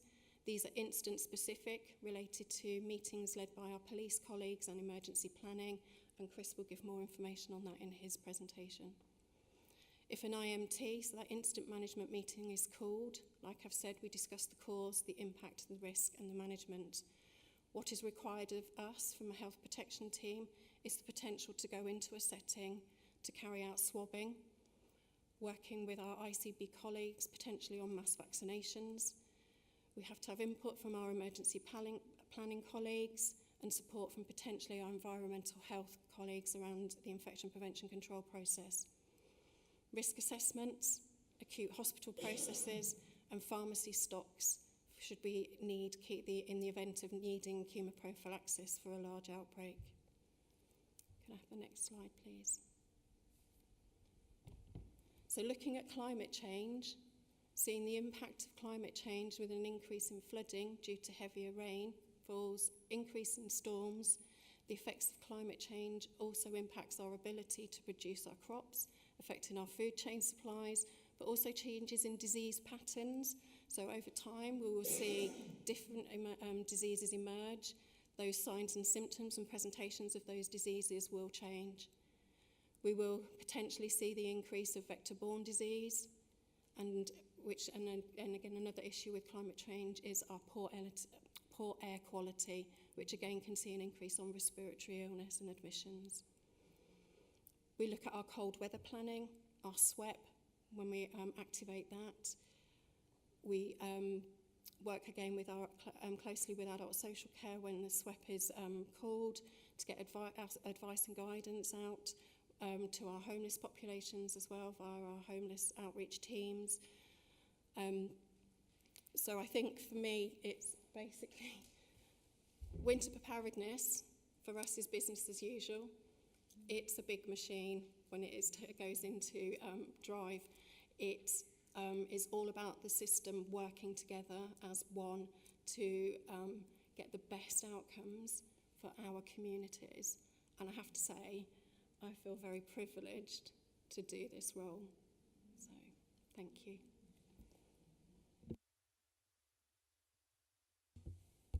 Thank you. Are we going to hear from Chris as well then? Questions first. I can go straight on to the vaccination update from the ICB. Let's conclude your presentations and then we can get to the questions if that's okay. Yeah. The next presentation is the ICB on vaccinations. Okay. Yeah, please. Thank you. So we did invite our ICB colleagues, but unfortunately they couldn't come this evening, so I have got the presentation from them. So bear with me. So, as we've already discussed our influenza campaign, so that began on the 1st of September for our 2 to 3 year olds, our school-aged children and our pregnant ladies. As of the 14th of October, around 20% of the school estate has been visited, with an uptake against our 2 to 3 year olds and pregnant women both rising year on year based at the same time period. From the 3rd of October, the campaign for our eligible adults, for those over 65, those under 65 at risk, frontline health and social care workers and our care home residents for older adults went live across North Northants, with over 100 sites offering the service, inclusive of, I've already said, our GP practices and our community pharmacies mobile units and our hospital occupational health services. Approximately 1 in 2 vaccinations are now co-administered, so our COVID-19 and our flu can be given together. Our ICB, along with ourselves, we meet fortnightly and other key providers to review uptake and data, plan new initiatives and evaluate our operational feedback. The campaign for influenza will end on the 20th of December, with targeted outreach taking place until the 31st of January. So that's our mobile vaccination unit will still be delivering until the 31st of January. Next slide, please. COVID-19, very similar, was launched on the 3rd of October with an offer to evaluate the population as the flu, with an offer to an equivalent population as the flu vaccination. Again, similar to our flu programme, there are around 100 sites delivering the vaccination, and the service will be offered up until the 20th of December.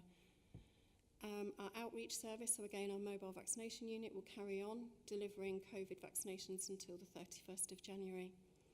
We are raising promotion and awareness of winter vaccinations, as we've already said, flu, COVID and RSV and pneumonia.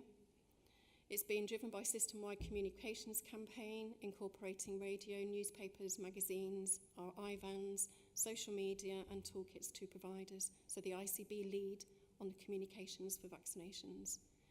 Again, we have a weekly system call for all providers to review the COVID programme. Next slide, please. So our RSV vaccination, so the respiratory syncytial virus, went live on the 1st of September. It's a new vaccination for pregnant ladies that are 28 weeks plus and those aged 75 to 79. Appointment-based model in our maternity services for our pregnant ladies, and all adults turning 75 on or after the 1st of September are eligible for 1 dose as above to the age of 80 years. This can be given again with our COVID and our influenza vaccinations if we feel that our patients may not return for a second appointment.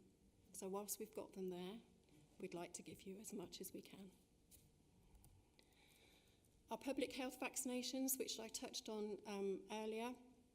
So, as I said, we've been made aware by NHS England in September that there was potential to have some additional funding to help our vaccination pilots. And these were to improve uptake and tackle health inequalities with a focus on our children and young people, so our 0 to 19 vaccination schedule. There was also an opportunity for a small funding pot and recurrent funding for future years. There was quite specific criteria, so the projects needed to commence 24-25 and be completed by the 31st of March 25. Preference is that they address a regional priority, which we have said is increased vaccination in our younger population, narrowing the gap in uptake between those living in the most deprived areas and between ethnic groups where disparities exist. Our local DPHs had to give approval for these bids, and full evaluation of the initiatives have to be submitted by the end of May 25, and the details will be included in the submitted plan. As part of the submission, as North Northants, we put in 4 bids, 3 were accepted, for a total of £45,575.57 was approved by NHS England, and those include educational events run by our GP practices. So we looked at which GP practices had quite low uptake, which GP practices would be interested in doing some additional awareness sessions, and a couple came forward, gave us the vaccination bids, and these were the ones that were successful. So it's we did targeted vaccination outreach work with ourselves in public health. So we offered 3 vaccination day sessions with our Corby sixth form colleges. So we had 3 sites across North Northants, Corby, Kettering and Wellingborough. It wasn't just about vaccinations. Our smoking cessation service came, sexual health teams came and mental health teams came. So it was a holistic approach to our younger 16-year-old plus age group. And also one of our GP practices are also looking at doing some weekend and school holiday sessions as well. And that's the presentations from myself. I will hand over to Chris. Wonderful, thank you. Chris, over to you. Thank you very much. Just to introduce myself, my name is Chris Miller. I'm an Emergency Planning Officer at North Northamptonshire Council, and I'm based within the Emergency Planning Department, Business Continuity Department. So the work that I cover in my portfolio is in relation to health planning. So that's why I work quite closely with Sarah and her team in public health, as well as the wider health economy across Northamptonshire. So the programme that I'm going to discuss this evening is a programme I lead on, the Improving Pandemic Preparedness Programme for Northamptonshire. The programme is set over a 2-year period and is encompassing some of the recommendations that are starting to come out of the public inquiry, whilst engaging with some of the wider health economy across Northamptonshire. A bit of the background to the way the Emergency Planning Department operates. We have a thing called the National Security Risk Assessment, which is released from central government, which lists all the risks that the UK face, and we sort of dilute that into a local or regional level so we can prioritise where we put our planning efforts. Obviously, pandemic remains quite high on the agenda of risk, both nationally and within the local risk register for Northamptonshire. So we've got a score of 4, so a score of 4 out of 5. So we've got a 5 to 25% chance of a pandemic occurring within the next 5 years, and that's on the national scale. But of course, you can't plan these things or predict them exactly. So, but anyway, that's why we're focusing the attention on drawing these plans together. The previous plan that Northamptonshire had reached its point where it had to be reviewed. Unfortunately, that occurred during the pandemic response. So there was a slight delay in that, with the previous plan being extended to bridge a gap in order for this programme to be created so we can pick up on the learning and pick up on the lessons from the previous response. A bit of additional on the background, the reasonable worst case scenario from the National Security Risk Assessment puts the scenario of pandemic at a higher severity than what we witnessed with the COVID pandemic. So COVID's had a reproductive value of around about 1 to 1.2 to 1.3. I think it hit maybe higher than that, probably up in Scotland. But generally, in terms of pandemic, it was a fairly mild pandemic. If you think back to previous events like the Spanish flu, where it affected the working age population and it had a much higher rate of transmission, or R number, so the numbers affected by that outbreak were much higher. So the benchmark from the NSRA expects us to plan for a higher severity of impact. So the programme itself is overseen by Jane, the Director of Public Health here in the North. It's also overseen by the DPH in the West as well. Next slide, please. So the programme objectives, picking up on the learning from obviously the response to COVID-19 and other outbreaks prior to this, is to develop a robust local contingency plan to help coordinate the response to infectious disease that reach or have potential to reach local epidemic levels. This is going to take the formation of a core plan, which is going to be supported by a range of sub-plans. The thinking behind this being that local epidemics, short of pandemic response, may not require all the sub-plans we would expect from a national or a pandemic response. So effectively, we can tailor the response at the local level as we see fit. The plan has to be adaptable and tailorable for a range of scenarios, as I mentioned. It's not just for the global worldwide pandemic scenario. And as we said, it's largely based around the risks R78 and R79. So those both risks are pandemic and what we could term emerging infections. As Sarah mentioned in her presentation, the changing landscape worldwide of the changes to our environment and climate change are affecting what diseases are coming through and how those diseases are progressing in their development. So it's not out with the realms of possibility we could see other things crossing into the UK in the future. We're also going to presume that the effective response from central government is not going to guarantee us a reliant response at the local level.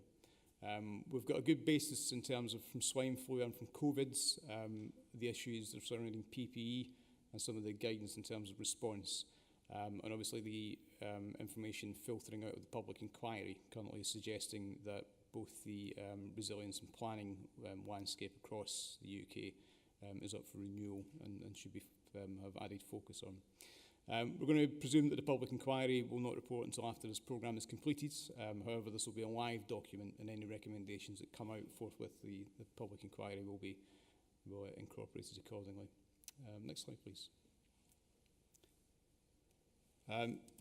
So the initial stage of the process began with consultation. So we engaged with a wide variety of health partners from the health economy across Northamptonshire, and both wider regionally as well.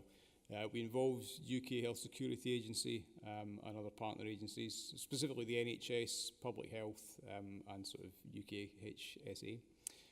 So some of the topics that we looked initially were to try and target where we focus our planning. And the best people to ask this question to was the healthcare services in Northampton.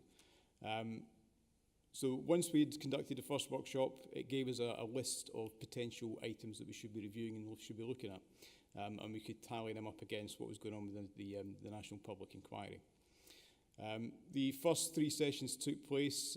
After each session, I chair a subgroup, which is involves members of the health economy also.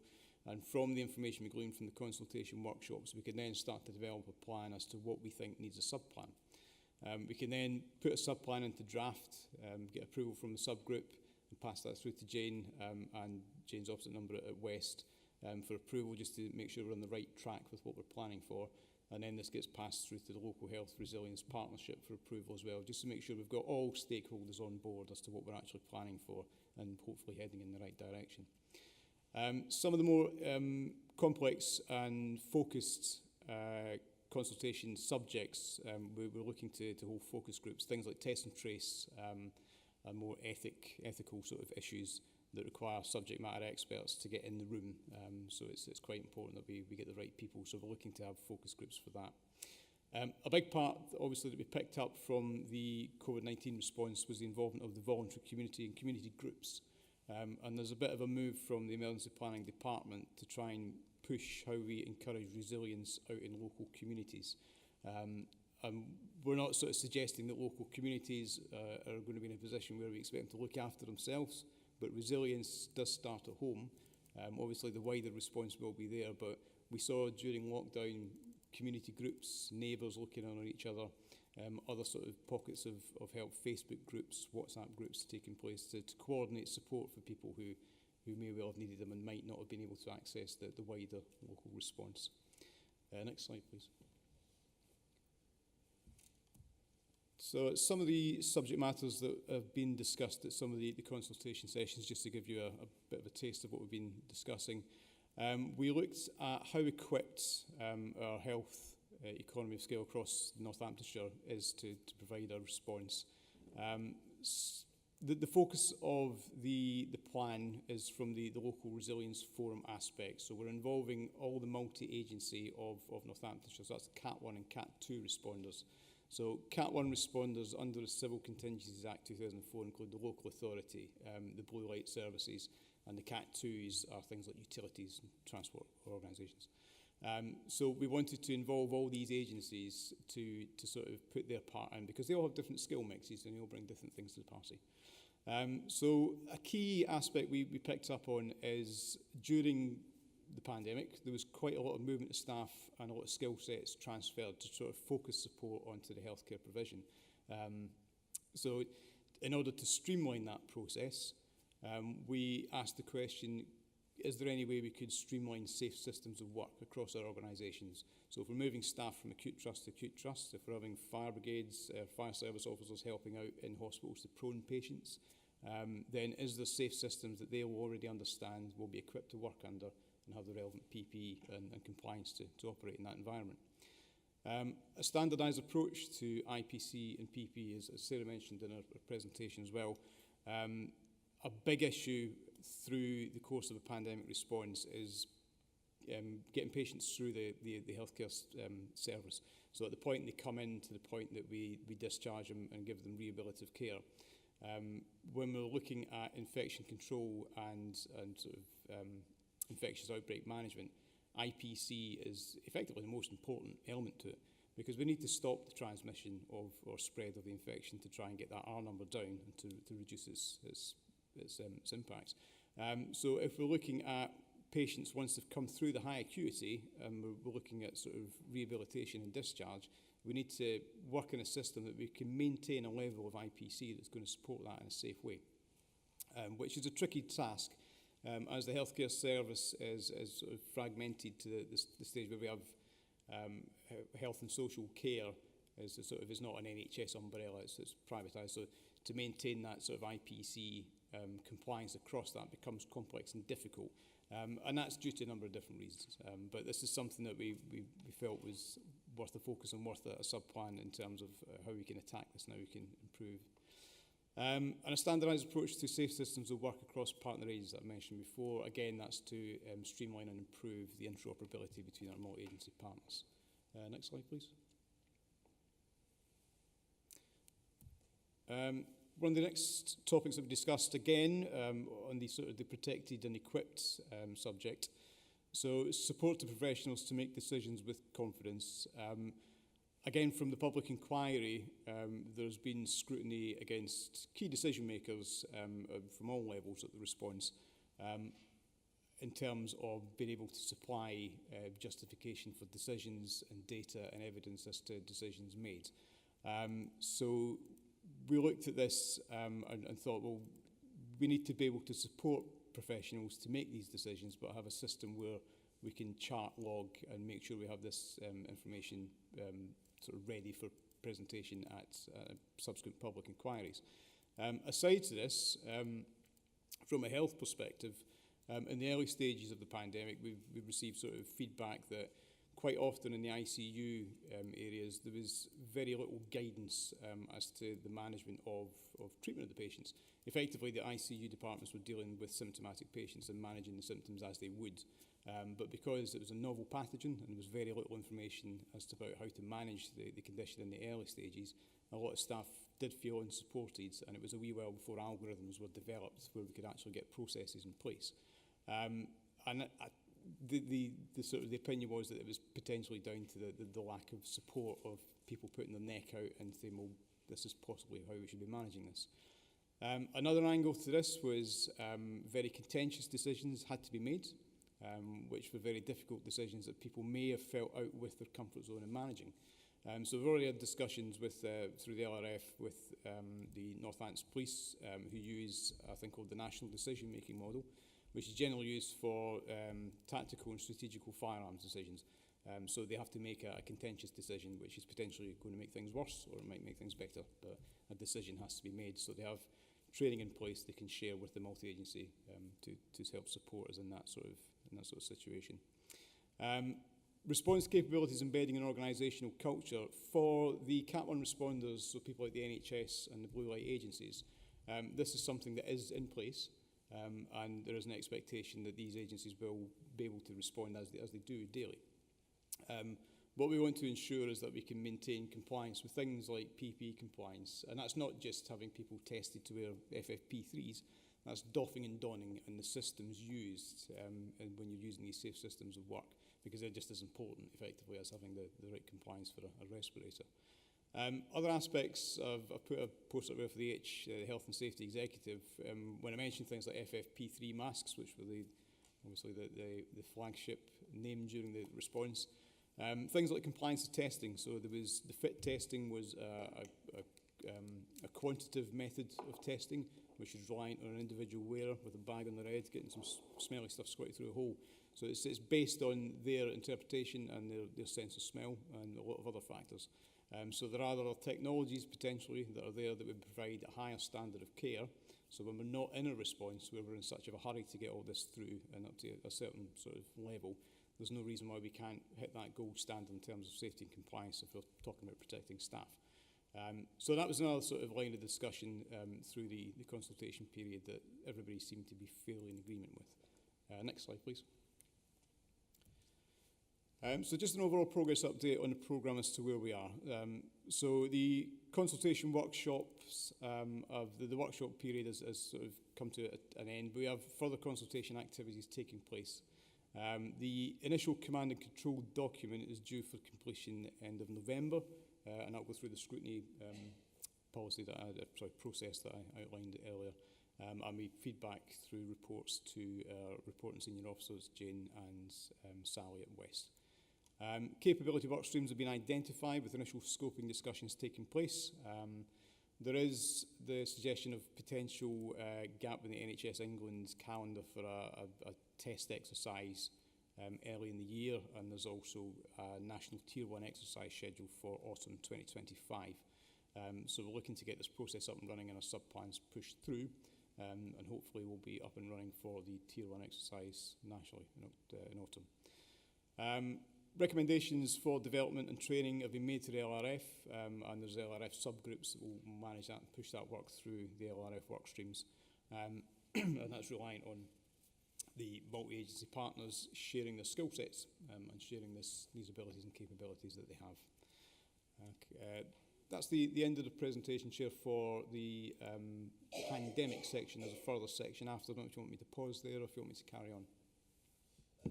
I think that is a lot of information.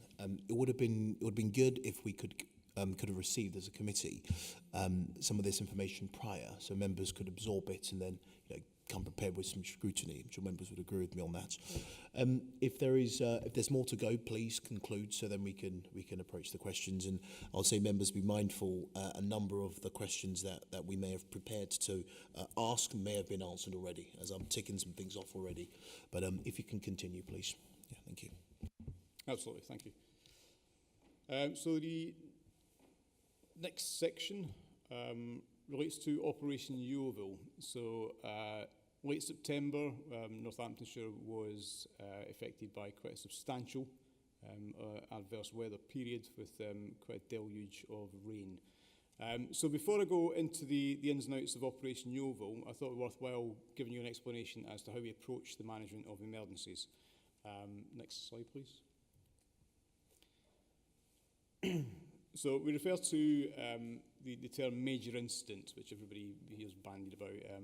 So the major incident definition in the Civil Contingencies Act 2004 is effectively the definition from which I'll read in a second, but it goes into slightly more detail in the Civil Contingencies Act and includes things like acts of war and anything within 7 nautical miles off the coast of the UK.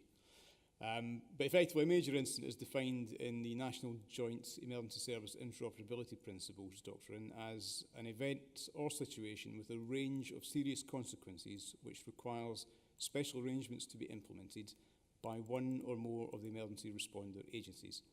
And when we refer to emergency responder agencies, we refer to the Cat 1 agencies, which is the local authorities included in that list.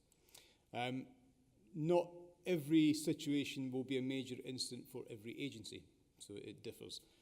But every agency is effectively capable of declaring a major incident and sort of working under those circumstances. Generally, we refer to major incidents in two terms. We use the term Big Bang. So at the top picture, you can see that's the Shoreham Air disaster.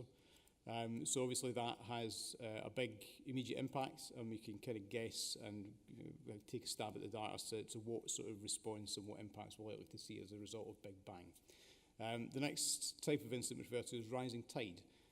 So things like flooding or climate change or pandemics. We knew there was something on the horizon, but we didn't know the severity of the impacts until it actually hits us. Next slide, please. So in terms of coordination, generally the organisation that declare a major incident within Northamptonshire would convene initially a tactical coordination group, and that will be called by the tactical commanding officer at the time.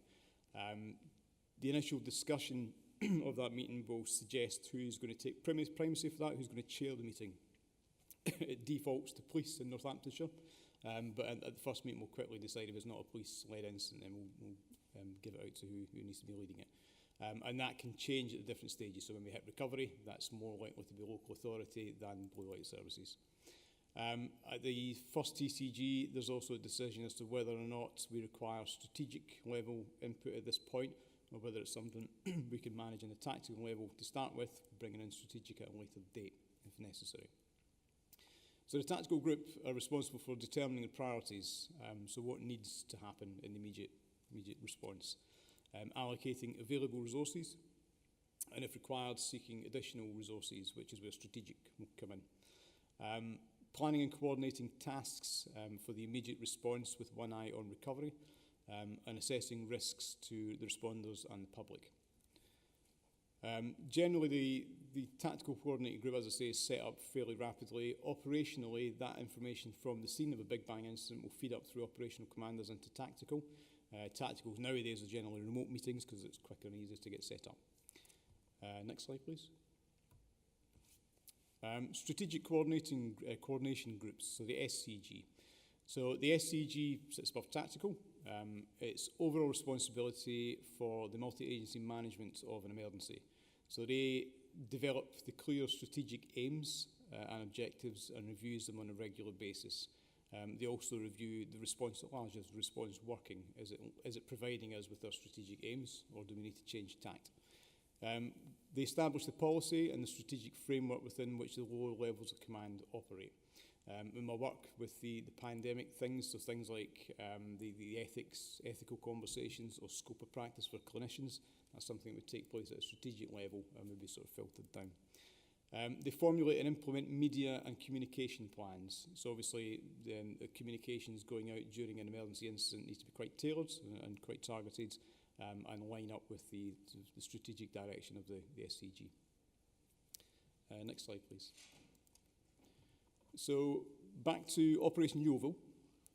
So the flood impacts, effectively, we had an amber warning for quite a nasty looking weather system which sat above the East Midlands, Birmingham and Northamptonshire neck of the woods for rather longer than we would have liked.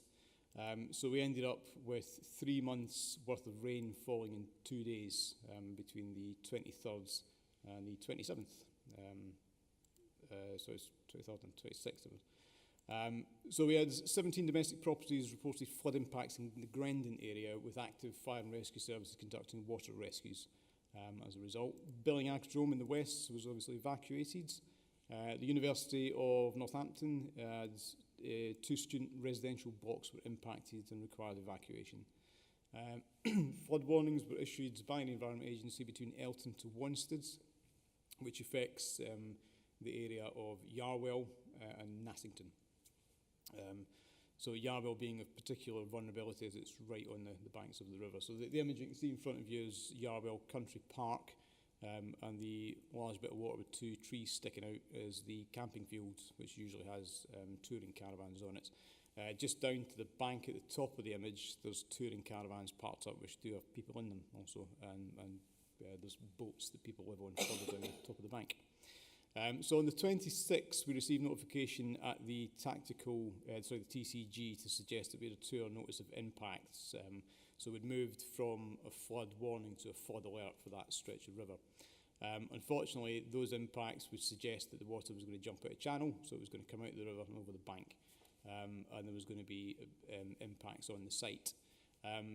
Unfortunately, the situation again was a perfect storm. We didn't have a huge amount of staff on the site. The site do have their own evacuation plan, but it's reliant on text messaging services, and they're actually being staff on site to do things like sound the clacks and operate things operationally. So we ended up in a situation where we had a 27-acre occupied site with a mixture of residential and static caravans and some boats. That were about to be flooded with a 2-hour notice of impact, and they didn't know. So Jane was sitting on the SCG and had obviously shared that information that the EA had shared. So we were able to conduct an evacuation with the Northants Fire and Rescue and Northamptonshire Lowland Search and Rescue, who were able to come out and assist us as the caravan site was in floods, and it was a mixture of effluent sewage and unpassable areas. Next slide, please. So aside from Yarwell Country Park, our overall response, as a local authority, we stood up our command and control structure. It's still referred to as silver and gold, but it should be strategic, tactical and operational. Sites vulnerable to flood impacts were alerted as to the likely impacts that were coming their way. The LRF was convened by the Fire and Rescue, who took primacy for the response as they were currently undertaking rescue activity in the Grendon area and Billing. So a response phase was declared. From an NNC perspective, initially largely the focus being on Billing Aquadrome, because that's where the water hits first before it goes down the rest of the river. So generally it takes between 12 to 24 hours before we get downstream impacts. So, excuse me. So NNC supplied 80 camp beds to the University of Northampton as way of a mutual aid request from West as they had redeployed all their assets to the Billing Aquadrome site. A reception centre was established for the residents of Yarwell Mill with emergency evacuation transport and support provided. Adult social care were advised of any vulnerable residents who were either refusing to leave site, still on site, or in the reception centre so they could support, as some people had ongoing care packages that would require initial support to be put in place. Public health, we got in contact with Sarah and her team with regards to public health communications to the Yarwell residents, as we had effluent contaminated sewage water on site which wasn't draining, so that posed quite a public health risk. So we were able to get that information produced in a timely fashion and disseminated amongst the residents. Environmental health also engaged by conducting a site visit to conduct an assessment and advise the site as to what we need to do to get the site back up and safely running. Next slide, please. Moving on to recovery. So from an internal perspective, NNC conducted an initial hot debrief from everybody involved in the response to pick up on any learning or any issues that we were unhappy with or any positivity. The recovery cell was initiated with West Northants Council and the responding LRF partner agencies. There was quite a bit of work with that. We had Billing, Aquadrome and Yarwell Caravan site involved in those meetings because there's quite a lot of shared learning between the two sites. So we thought it was a good vehicle to get that work going. We recently had attendance at Grendon Parish Council, not myself, it was a couple of other members of the emergency planning team and the Environment Agency to discuss the impacts at Grendon and Keir, the highways agencies were there to support as well and discuss the impacts.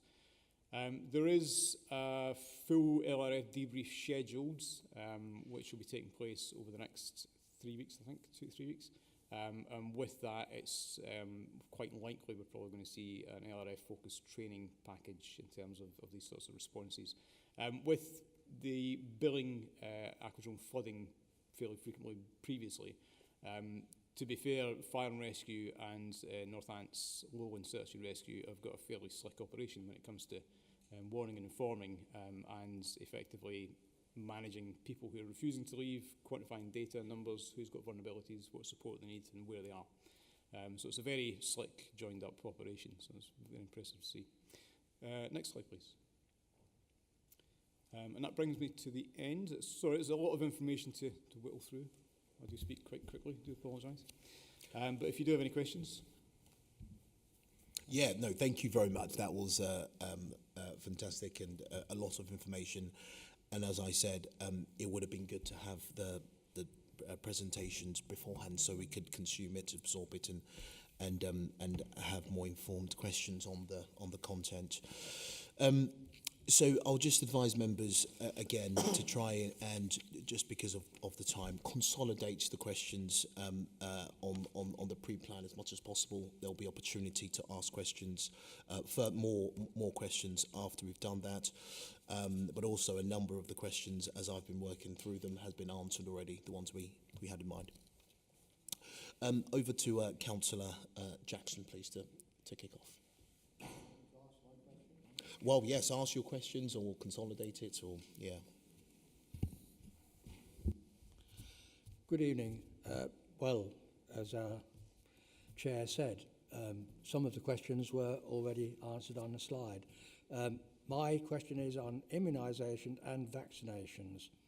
Item 1, would it be possible to have specific data on vaccination coverage rates for influenza, COVID-19 and RSV in Northamptonshire, broken down by demographic groups? What targeted strategies have been implemented to improve uptake in underserved populations, and what measurable outcomes have resulted from these efforts?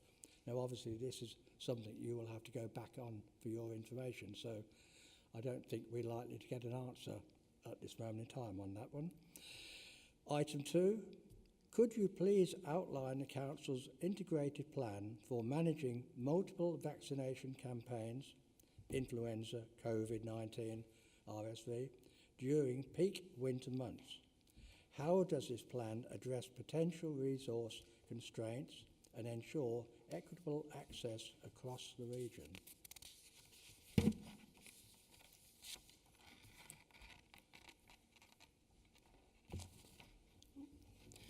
Thank you, Councillor Jackson. Can I just start by saying the presentations were embedded in the papers for what Chris and I have delivered this evening.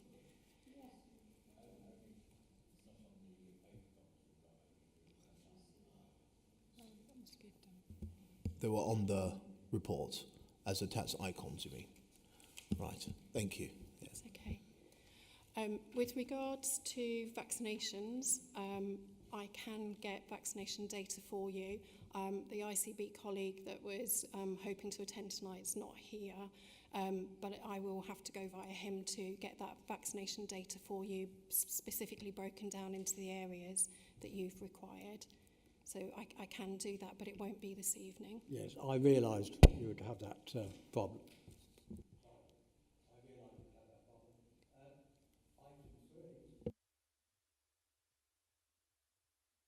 If you put your microphone on, please. Sorry, it was on. Yeah, there you go.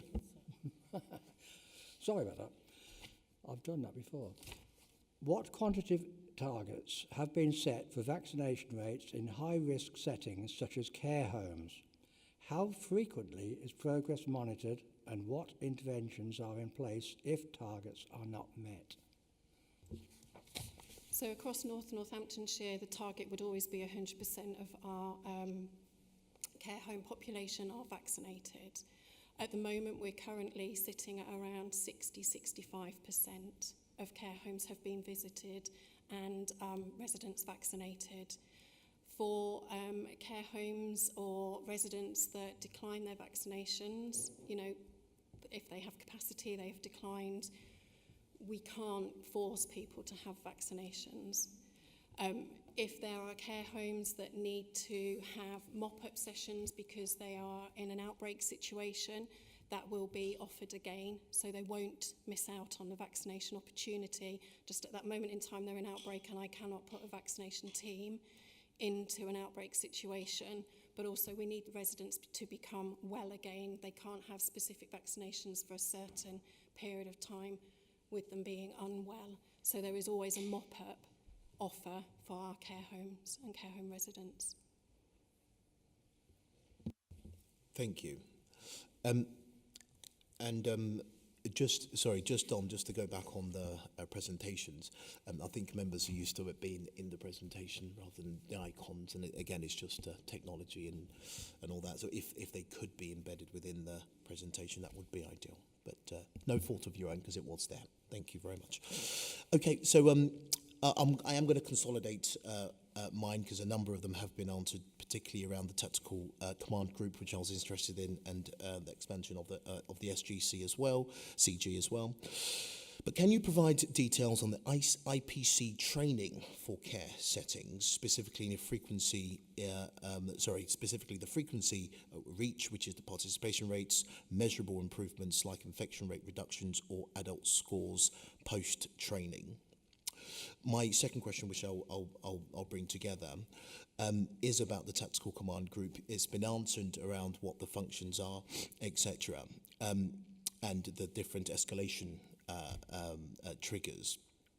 But my question is the Big Bang and Rising Tide, are those the sort of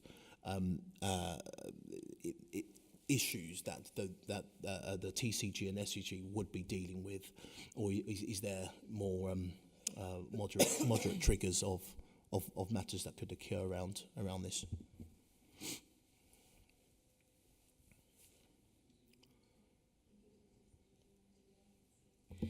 So IPC training, as I've already said, is delivered around the 10 standard precautions. So across all care settings, they now have a uniformed, generic IPC training. So they all understand what they need to do, what's required of them. So, you know, in some care settings, they'd get very limited training. In some care settings, the training would be good, but not to our standard. So they all have the same baseline now to work from going forwards. Across the 18 months or so that we've been delivering the sessions, we've delivered over 150 sessions to the majority of our care homes. If more work is required with the care settings, for example, if CQC have gone in, or if our adult social care quality and monitoring team have gone in and identified areas around infection prevention control, we will go in and complete an IPC audit. It's a big document and we absolutely leave no stone unturned. We look in every nook and cranny. With the IPC audit, recommendations will be made and there will be subsequent follow-up visits from us as the IPC specialists to ensure those recommendations are carried out. CQC will be informed, our adult social care quality monitoring team will be informed of those recommendations as well. Yeah. If we go out and we revisit and it's still not up to scratch, we will report this to CQC so they can take action as well. And again, our adult social care quality monitoring teams. So it is a system approach to this with us taking the lead on it. As for reinfections, our rates have dropped, and I'm really proud to say that our rates have dropped. We see very few care homes become reinfected, so that's really good. And one of the big things we push, and it sounds very, very boring, but it is very, very simple. These beautiful things called hands, keep them clean, is one of the biggest asks that we have. Yeah, thank you very much for that.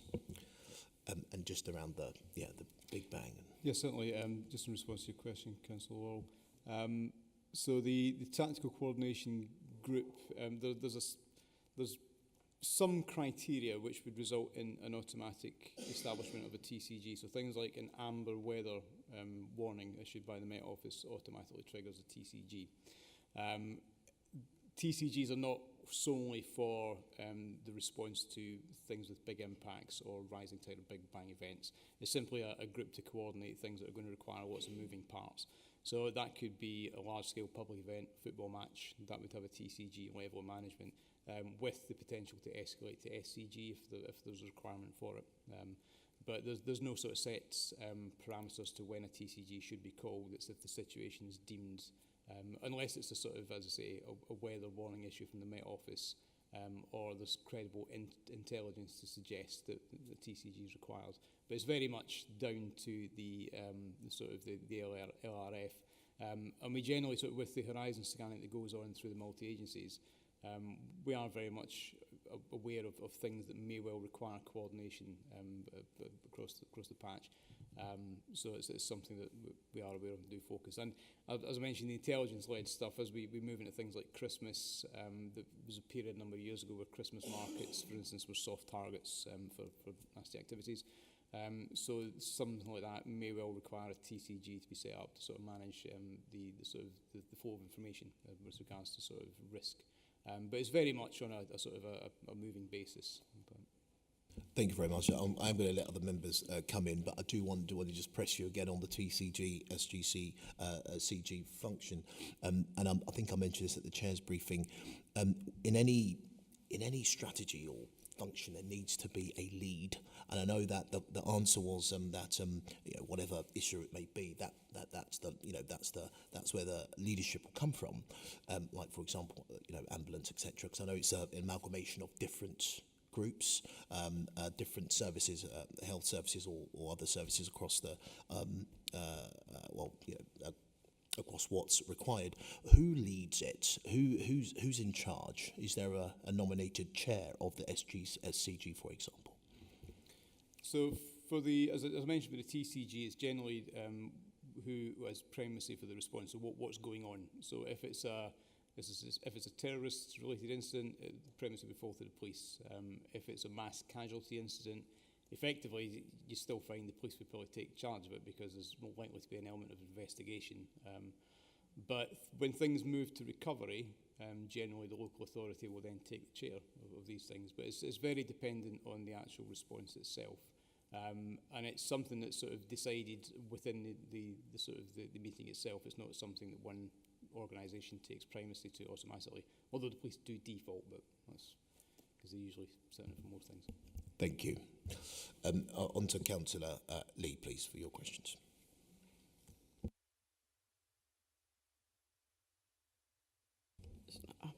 Well, I was going to ask a question about lessons learned, but actually you have already replied to a lot of it, and it is a privilege for me to meet some of the members behind, some of the officers behind all the rounds of vaccination that we've had.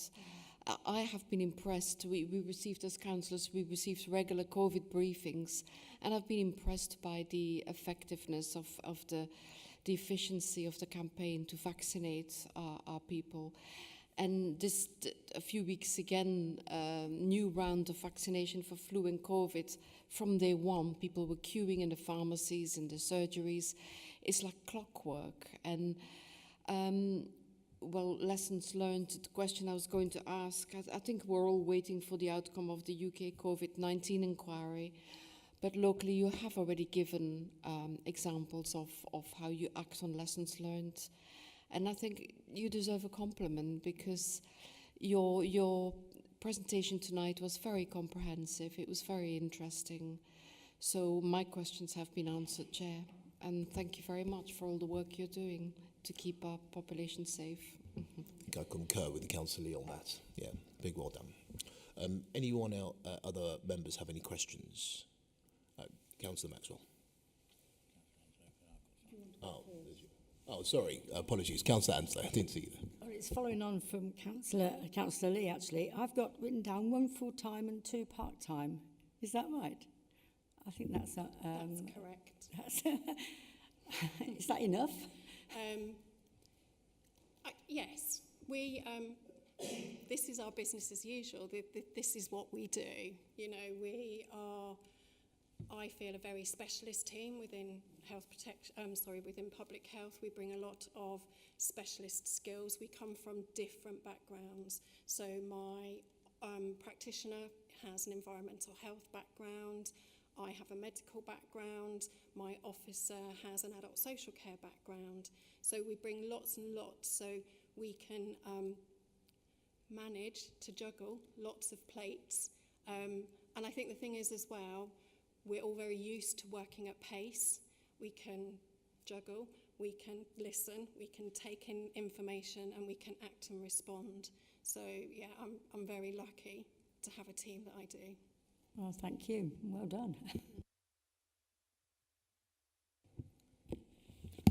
Thank you, Councillor Maxwell. Thank you.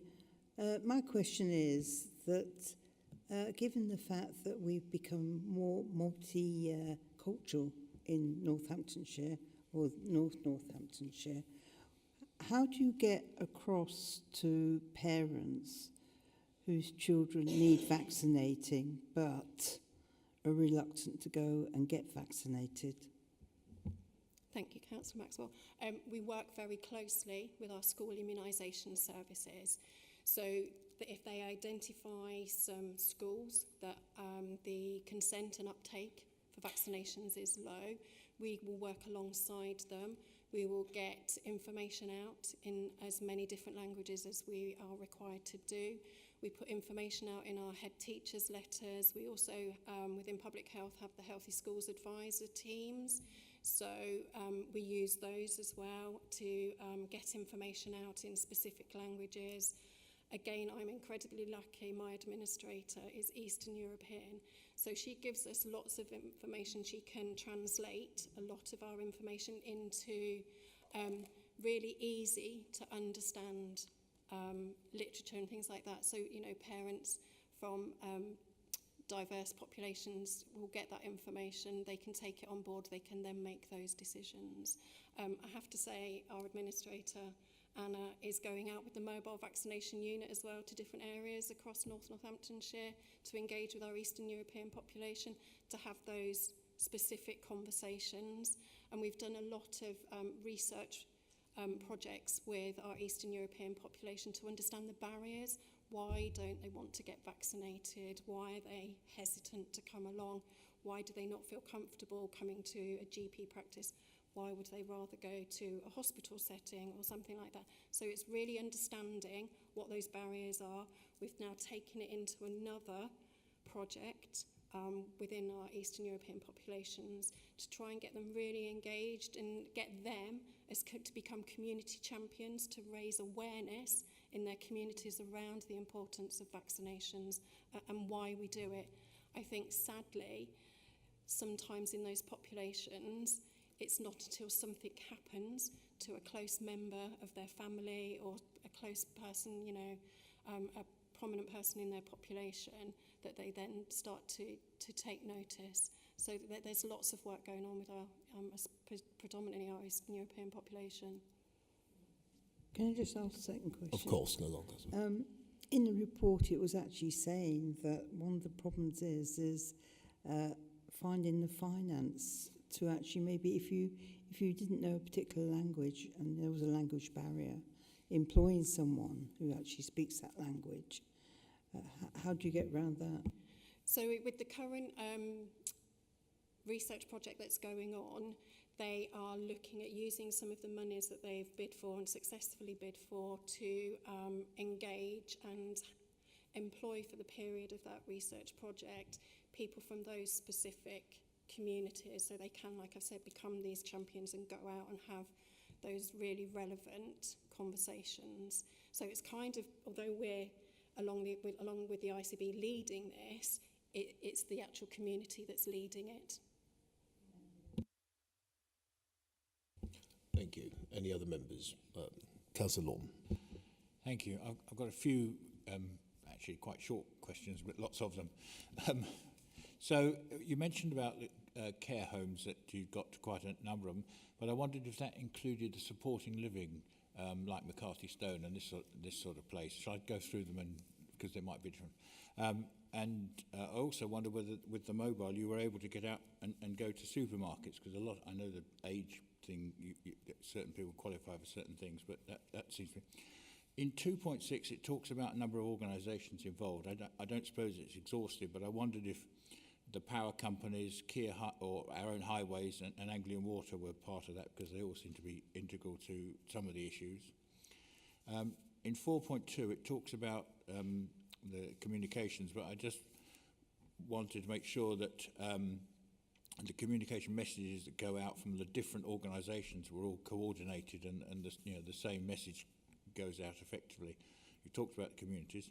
There's a paragraph talks about MMR take-up, become aware of it not being sufficient, and I just wondered what the take-up is and how that's going to be addressed, because it doesn't actually say. I think you've covered the IPC audit result, which I was going to ask about. There's a paragraph about incident management teams, but I wasn't clear what, if you like, what enforcement the incident management teams had, when they were looking at some particular incident. And the last one, which is emergency response one, there was a slide about, various stuff taken to leisure centres for people. I think it was 80 beds or something. So I just wanted to check, obviously this is a large county, spread out county, and I just wanted some idea of where these various stores are, whether there were sufficient stores sufficiently placed so that wherever the incident was, then equipment is there. What supplies you actually traditionally had, and obviously some of these things will have a shelf life. So are you in a position to be able to check it and replace it, financially replace it, as and when necessary? So there's a number of things in there, I know. Thank you, Councillor Norman. With regards to supported living, yes, we do go out and deliver sessions to supported living staff around infection prevention control. When new care settings come on board as well, we will go out and do IPC sessions with them. We've just done actually some supported living sessions for them. I can't remember off the top of my head who they were, but we had really good engagement from them.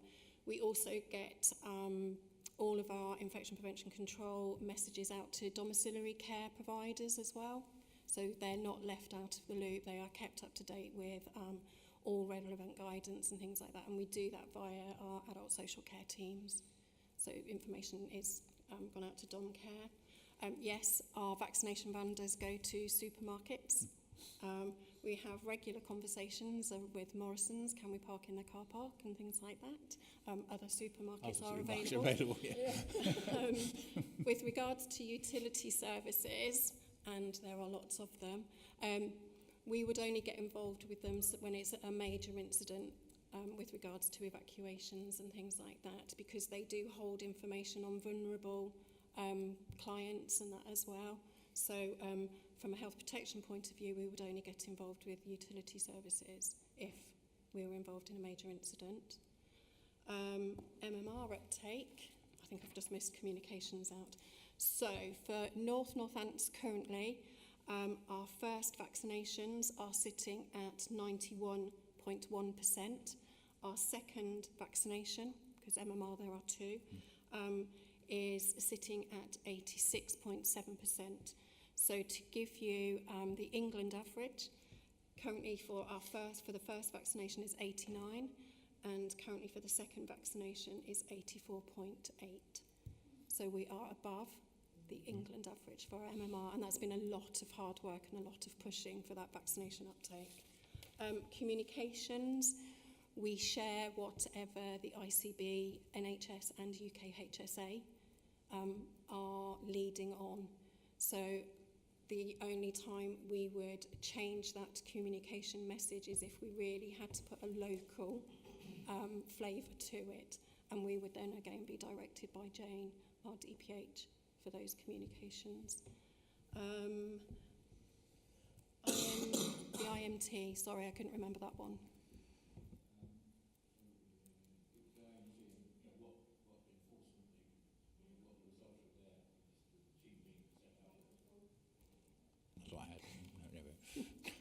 So with the IMT, what usually comes at the end of the IMT is the actions for all the services involved go out to deliver. So if there was an action for myself to go to wherever the setting was, it would be to potentially carry out a risk assessment, an IPC review, put control measures and things like that. And I would feed those recommendations back to the IMT.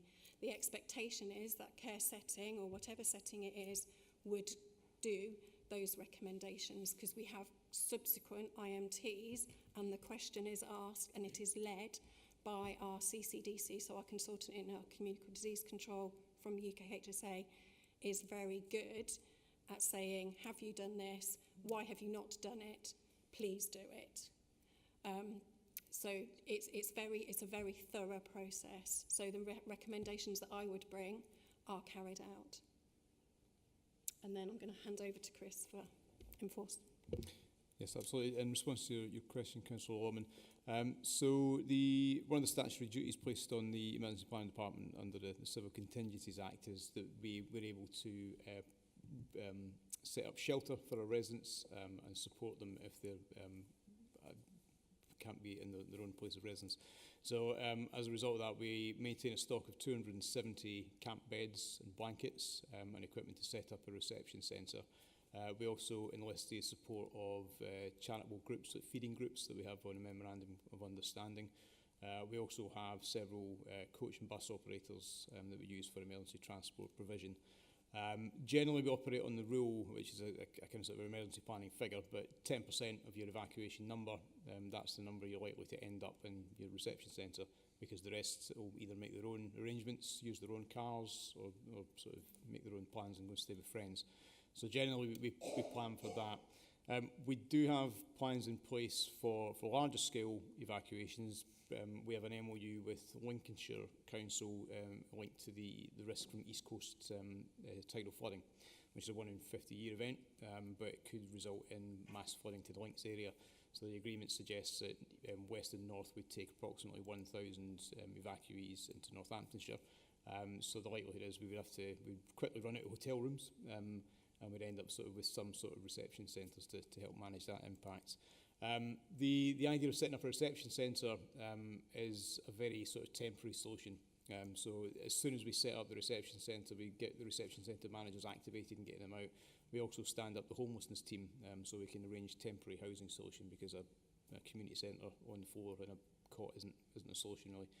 So it's just a temporary fix, and then we try and get people moved on to a better temporary solution. We have the voluntary sector, as I say, support us with feeding groups and welfare arrangements. We link in with our adult safeguarding and adult social care teams to make sure we've got provision to support people because they're not in their normal home environment. And like the residents who were flooded, their care packages needs readjusting. Pets were a bit of an issue with billing, but the RSPCA and local charities did help out a bit, but I think they ended up with quite a lot of dogs in the reception centre for a while. But yes, I hope that answers your question. Thank you. A couple of points. I think the point about communication was to make sure that the police didn't say one thing and we didn't say another, and somebody took the lead, which I assume you have worked out. But the point about the beds and stuff was resilience. That if it happened at the place where you've just got one store and that place is the place that's affected, you've got a problem. So you just need. I'm assuming there is some form of split so that there's some resilience that way. So just in response to that, there are two sites that we use to rotate stuff around depending on what we're doing. We also have mutual support with West, or like they called on us, we would do the same, either or. But yeah, we do have a bit of redundancy built into the system. Thank you, Councillor Lorman. Quick question, actually. There was something on the slide around a local lockdown. Can this be enforced without central government intervention? So local lockdown is one of the subject topics that's quite a sort of a spiky one. So currently in law the police, or there's no legal duty to prevent you from leaving your house under that. But I believe there are sort of public health legal powers that potentially could be used for that purpose. But I think that's a national sort of conversation. But it's something that we're looking to explore and sort of look at. Because as I say, the planning that we're doing is the national pandemic plus the sort of the regional sort of or small scale epidemic. So those control measures may well have to be something in a worst case scenario that we have to do in a smaller scale. So it's a discussion that we'll have with Directors of Public Health and representation from legal. Thank you. Let's not explore it too much. Okay, so members, we have got under 30 minutes before the end, before the guillotine of the meeting. I do need and we need enough time to scrutinise the DPH report. So I'm asking members if you wanted to, if you want to vote on continuing the meeting until we scrutinise it sufficiently, which may run past 10, or we defer this item to the next meeting, which has 2 agenda items on it. So I'm going to take it to a vote. Should we extend the guillotine? Members in favour, if you could just put your hands up. So then I guess by implication... Check it with Mrs. Bethier's Yeah, availability first. I'll just come in there. On the agenda of the next meeting, I've been informed by officers that the dementia research project item will be deferred till the March meeting. So we now have 2 items on that meeting. So if we feel like we'd like perhaps more time to scrutinise the report in greater depth, we can move it to the next meeting. Alternatively, if members would like to conclude business tonight, we can vote to continue. It's completely up to members to vote on. Thank you, Raj. Jill.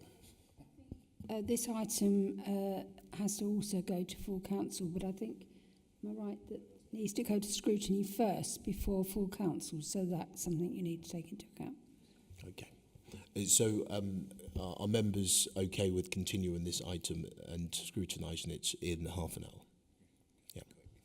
Let's do it as quick as we can. All right.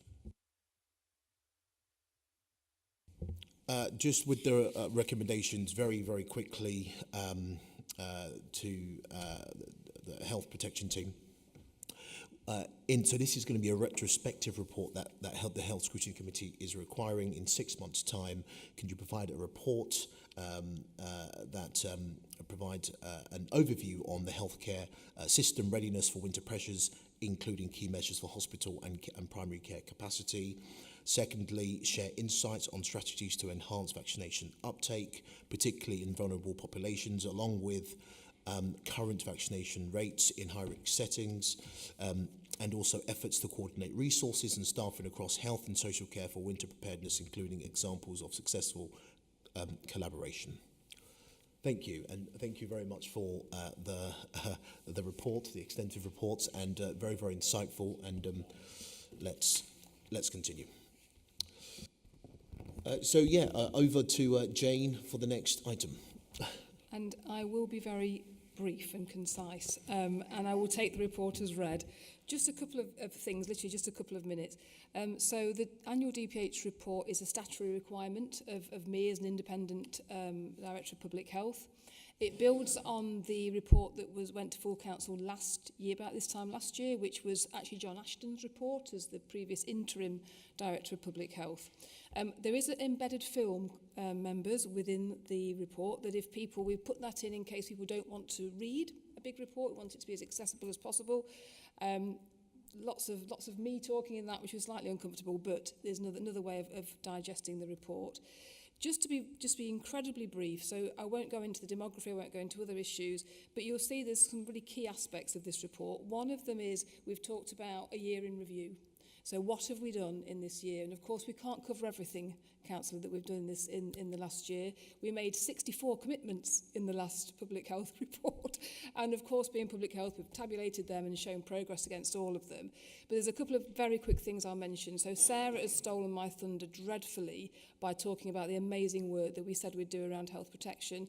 And I think we can see that really well demonstrated tonight. What Sarah hasn't talked about is a number of other issues that we've responded to around things like measles and TB, and colleagues, you will have seen the briefings that have been done around that. The Healthy Schools programme just goes from strength to strength. We have now got a team in place to help us with our commissioning. We do a massive amount of commissioning. We've got enormous contracts out all the time. So all of the things we said we would do in the report, we talk about our progress against them. There's a little bit about the Health and Wellbeing Strategy. That has been a massive amount of work, and that will come to this Health Scrutiny Committee as a separate item. But that's been a very dynamic process over the last 12 months to say what are our major focuses for the coming year, for coming 3 years, and you'll see that those are described within this report. Some of them make really obvious sense. So smoking and vaping, we want to make sure that we've got more people giving up smoking, fewer people starting smoking, and if you don't smoke, you don't start vaping. So we've got a very clear set of priorities around that. We've made lots of progress, but we know there's lots to do. And one final comment I wanted to make is when we look at where we've got areas of challenge in Northamptonshire, we have to remember that our area is very variable. So we have very diverse, very vibrant urban areas, we have rural areas, of lots of difference within our particular geography, and that can hide some very significant issues that we've got from a public health perspective. So one of those issues, and you'll see that we want to have a focus on childhood obesity, for example, is that we know in Corby, for example, 40% of young people in year 6 are overweight or obese. That's as low as 28% in other parts of our geography. We don't want it to be 28%, but we certainly don't want it to be 40%. So what we're focusing on is what can we do that's different, that's based on local area partnerships, that's based with communities. How do we test that, and then how do we put that at scale across the wider area? So I'm going to stop speaking, Chair, if that's okay, because I want to give time for discussion. That's wonderfully succinct. Thank you very much, Jane. And as I said at the Chair's briefing, it was a wonderfully put together report, very well based, and the video as well, which I'm sure some members may have had a chance to watch, is also very insightful. Can I now move it to Councillor Lorman for you to open up the key lines of inquiry? Thank you. try and cut them down to try and... what innovative approaches is the Council considering addressing the social determinants of health, particularly in light of current economic challenges? And I think we ought to tie that in with the various communities that there are that we have to deal with. I think we should just mentioned. Is that the one Yeah, question? yeah, Okay. that, A really excellent question. Social determinants of health are fundamental. If we don't get that right, then other elements of people's lives aren't right. I think that's really important to say. So one of the key things that we recognise, and this is something the Council are very supportive of, is if we don't get people's financial resilience right, then we are in trouble. Housing is also another really key area. If we get housing right, you've got to feel secure, you've got to feel safe. So one of the key priorities for the health and wellbeing strategy, which is outlined in the report, is looking at financial resilience. So there's some things, what I've committed as part of the health and wellbeing strategy is some specific funding to allow to do things that might be a bit innovative and a little bit different. So what we are looking at is a whole work stream around what do we need to do around financial resilience. Part of the problem we've got in Northamptonshire is we don't have a infrastructure for those discussions. Our voluntary community sector is absolutely fantastic at this, and lots of great work's going on, but we don't come together, we don't coalesce around this particular issue. So some of the work that will be picked up by that is setting that up and getting the voluntary community sector to take that forward with us, because they are really the experts in that. But also, where have we got gaps? So we know, I mean, Support Northants, for example, members, if you're familiar with the work that they do with some of our more complex individuals, the amount of additional money they bring in to individuals because benefit checks, things like that make a massive difference to people's lives. And we can see that very clearly illustrated in the evaluation of that work. So that's the sort of approach we want to take to that. But it can never be done in isolation. It has to be done as a system. So we work with housing, we work with a whole range of different partners on that. But certainly we have identified financial resilience as a major priority for the next 3 to 4 years through that strategy. Thank you. I think perhaps we haven't got time now, but another time we ought to have a conversation about place-based and the LAPs and how they might feed into that, because there's a whole discussion. But how is the Council collaborating with schools and other community partners to tackle childhood obesity and support low-income families? Are there any particular examples that we can share? Well, childhood obesity is a national issue and is something that has got worse since COVID. So that's the first thing that I want to say on that. We saw a big spike in it at that point. So we've got a Healthy Schools team, and that's described within the report. And the Healthy Schools team have been growing and developing over the last year, and we've got an enormous number of schools now who've gone through the Bronze Award, and healthy eating and keeping it healthy is part of that.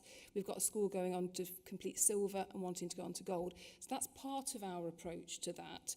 But one of the things in the health and wellbeing strategy is to say, well, actually, when it comes to childhood obesity, there's lots of good stuff going on, but where are the gaps? Are the things that we are not doing where there's an evidence base that we could be doing that? So that work stream, looking at children and young people, will do a specific piece of work on that to bring together what we do and then identify the gaps. And again, as I've mentioned before, if we do need extra resource in that space, we will prioritise that. I mean, there are loads of others, but we're not... Yeah, I'll come back to you if there's time. But just on that, are some of the gaps the new Greggs that's outside Wren and Wellingborough School around this childhood obesity? Sorry, say that again. There's a new Greggs outside Wren and Wellingborough School. Is that maybe some of the gaps that hasn't been... So healthy planning and healthy public policy are definitely key areas for looking at. So the local plan, as you know, is being developed at the moment, and I have members of the public health team working on that. There is other areas, we've done quite a big review of what other areas have done in that space, and some areas do have a restriction zone where you don't have certain food outlets around schools, for example. That's a piece of work that would have to be taken forward collaboratively. It's quite complex. Nottingham City, for example, have done a lot of work in that particular area, so we're learning from other areas. But the other issues, other areas have done things like they don't have advertisement of unhealthy foods at bus stops, for example. So there's lots of things we could do in that space, and we've got a new member of staff joining us in public health very soon, who actually, as a public health consultant, wrote the local plan for another area. So we've poached that person because we want to see what else we can influence locally in that space. But this is very multifaceted. So childhood obesity is linked to a whole range of different issues. It's about accessibility of different sorts of foods. It's about education. It's about cost. So we know that some foods that are not very good for us are actually really cheap. And sometimes it can feel like a rational choice for people to buy that food. So there's lots of work we need to do in there. We also, at the same time, need to up our physical activity levels. So I'm not saying that just, it's not just physical activity, it's not just diet, we need to do both. We don't have enough people physically active in this area either, so we need to take a two-pronged approach to that. Wonderful. Thank you very much, Jane. Over to you, Councillor Maxwell. Your mic, please. Yeah. It was interesting what you were saying about not only advertising, but shops. So about 8 years ago, we actually turned down a fish and chip shop between two secondary schools. And that was enormous at the time because people didn't believe us that there was an issue between the fish and chips, coming out of school, picking up the chips and going home. And luckily, the inspector down at Gloucester just did agree with us, but it was actually from another school in London that we actually realised that they were the start of this. And I was interested to see a few weeks ago that it's now become quite evident that you've got to stop development of certain shops next to schools, even if down the bottom of the road, to actually encourage children not to eat these things. And I think it's quite interesting that we were quite forward-thinking, actually, in doing that in East Northampton some years ago. But one school which is near me called Rushden, the children go through Asda to get onto the main road, and that's an issue that I'm not sure how we're going to try and stop it. But, a lot of children going in there, getting a bun, whatever it may be, and then carrying on. It is a massive issue, and I just think that however much we try to educate children in schools about what to eat, packed lunches, etc., when they leave school, that's where the issue is, I totally agree. And this is why we're going to invest. We're going to recommission our healthy weight services. Is it 2026? Thank you, Shirley. And family approaches are really important because we know that children who are obese are more likely to have obese parents. And there is a lot we can do with families, actually, that could bring a change in that. The evidence base of some of those programs is developing as well, which is really great. But I do think as well, when we do that, we want to talk to young people because we need to look at what the issues are for young people. In the same way we're talking to smokers in different areas for looking at different approaches to smoking and vaping, we need to make sure that we get the voice of the consumer in this example, because we could put a whole range of different interventions in which are completely unacceptable. So we just need to get that right. But I totally agree. And having grown-up sons myself, I know exactly how tempting it was for them to come back from school via the chip shop. Yes, it's a very valid point. And I'm really interested, actually, to hear more about what happened in East Northants. I have to say it was really good, but I mean, it's 8 years ago when we actually fought this application to stop this fish and chip shop, and everybody else obviously was against us at the time, but we were really determined to pursue it, and it's great. Okay, I'm going to ask the questions, these questions in bulk, if that's okay.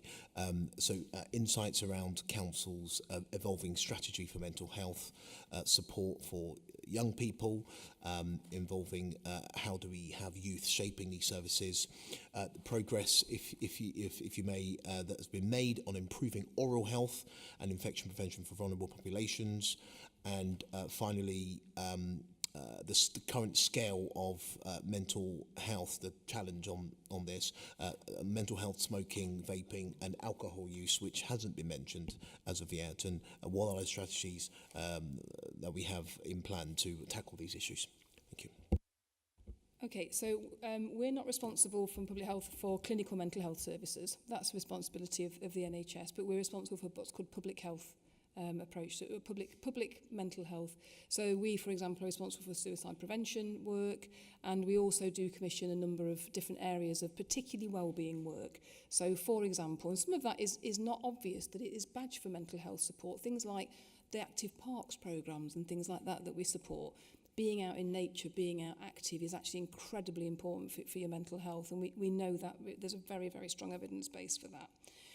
Just to start with your question about the growth of mental health issues. So we know that particularly since COVID, there has been an increase in people who would describe themselves as psychologically distressed. And we know as well that there are a number of people who have very severe mental health issues. So we have a real spectrum of need in that place. And just to give this committee some assurance, there's a lot of cross-partnership working that goes on around mental health because, again, there is not one single organisation that's responsible for this. So although we have some excellent provision through NHFT, for example, we also need to make sure that we work together collaboratively, and we do that through an actual formal collaboration that exists called the Mental Health, Learning Disability and Autism Collaborative, which is really active, got a whole prevention work stream, it's got some really great work that goes on within it. But certainly it is the case that distress, it has increased, and actually the complexity of that distress. If you speak to colleagues, I came from a mental health trust to this post, speak to colleagues in that setting, the sort of complexity is a really big issue. It is related to some of the other things that you've mentioned, so alcohol, for example. One of the really big challenges with mental health and is other comorbidities or other things that exist around that particular issue. So we know, for example, that lots of people who have a substance use issue, that could be alcohol, drugs, or alcohol and or drugs, are could well have a mental health issue as well. And that's something that's really challenging because the way that the system works is you have mental health services here and drugs and alcohol services here. Now, in Northamptonshire, which is obviously, the ICB is the whole county, so this work's done jointly with West Northants Council. We've got a whole new piece of work that's gone, a new pathway that's been put in place to support people who have got what used to be called dual diagnosis needs. Now we tend to call them coexisting mental health and substance use needs. And so we need to look at mental health in a context. So in that case, we need to think about what is the wider context? So have we got the services right for people who've got different sorts of needs? And definitely there's work going on, particularly in that space, and that is overseen by the Combating Drugs and Alcohol Partnership that I chair. So lots and lots of work going on in that area. You've mentioned about scale. So alcohol, you mentioned about scale, I think, as well. So alcohol, if you look at the statistics for alcohol in North Northamptonshire, we're kind of average, actually, and the way it's measured is largely over three particular measures: related, hospital-related admissions, specific, and then deaths from alcohol. Now, we're kind of average, but as I mentioned earlier, there will be areas that are really high, where you have a really high level of need, and that means that we need to make sure our services respond to that. So you mentioned local area partnerships, Councillor Lorman, earlier, is we're using those as a way of getting into different communities. So, for example, there's been some quite targeted work in Wellingborough, because we had it fed back through the local area partnership that actually there was particular needs in Wellingborough. And anybody who knows Wellingborough probably recognises that in a way. So there's some targeted work that goes on around that. Alcohol and mental health are very closely linked, even to the point where when you drink, you don't sleep properly. When you don't sleep properly, you're at much greater risk of anxiety and other mental health issues. So there's lots of linkages there. Scale of mental health issues, we do have metrics on that. We have a lot of data on that. I can come back with the specifics on that, but certainly we do have a lot. And you mentioned oral health. So we've had dentistry at this committee before, haven't we? And access to dentistry as a specific part of oral health is, we know, a challenge for lots of people. From a public health perspective, what we've been looking at is how do we support young people to start their journey through oral health in a most positive way as possible. So in the report, there's a little bit of a discussion about things like supervised toothbrushing and ways that we can provide things like toothbrushing packs to the most vulnerable. It is still one of the most important things to do is to make sure that children brush their teeth. And the way I see it is people can say, well, isn't this overly, is this too much to do supervised toothbrushing? It has such impact because those children who brush their teeth will then bring that into the next generation. They will then encourage that in the next generation. And we have to remember that poor oral health is not just about toothache, it's not just about not being able to eat properly, it's also about your mental health, it's about how you feel about yourself. It affects so much. And I've got a particular interest in homelessness, and the amount of homeless people I've met who cannot eat meals properly because they've got a whacking great big abscess and they can't eat. It's fundamental. So our approach to oral health is very preventative. What can we do to get to young people, and what can we do to get to families to help them understand that? So you'll know that from a lot of the work we're doing at the moment is around family hubs. So how do we get around the 0 to 19s, get into that really early parts of people's lives and say, do you really know how to brush your teeth? Do you know how often you should do it? Do you know what the benefits are? And by the way, here's a lovely pack to help you to do that. That sort of intervention is simple. It's not rocket science, but it does have a real benefit. Yeah, that's really good. Thank you. Councillor Long. I was going to say some really important matters to discuss, but we've only got 2 minutes before the cut-off. So I was going to propose that we accept the recommendation in the paper, recommend it to full council, and recommend we come back to this another discussion as soon as possible when Mrs. Bathia is available. So obviously we don't drag you here in. But so that was my proposal. Yeah, no, thank you, Councillor Lorman. But I think if members can agree, we'll probably have another 15 minutes or so if we can extend the guillotine. Can I have all in favour? Superb. So thank you for your proposal, but I think we'll continue. Okay, Councillor Anley, please.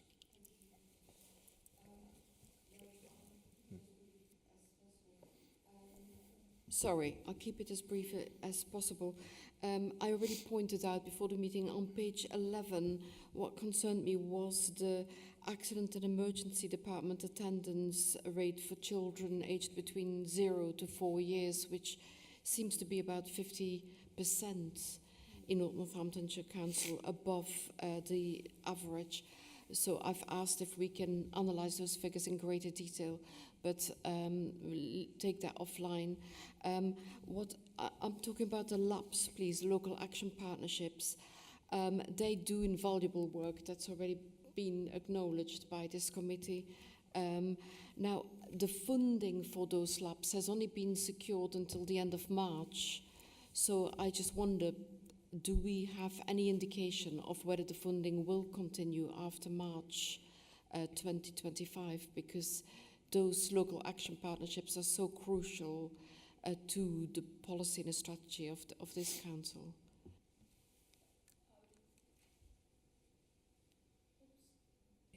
I would entirely agree that they are absolutely fundamental. I can't answer that specific question about the funding because I'd need to get more information and come back to you.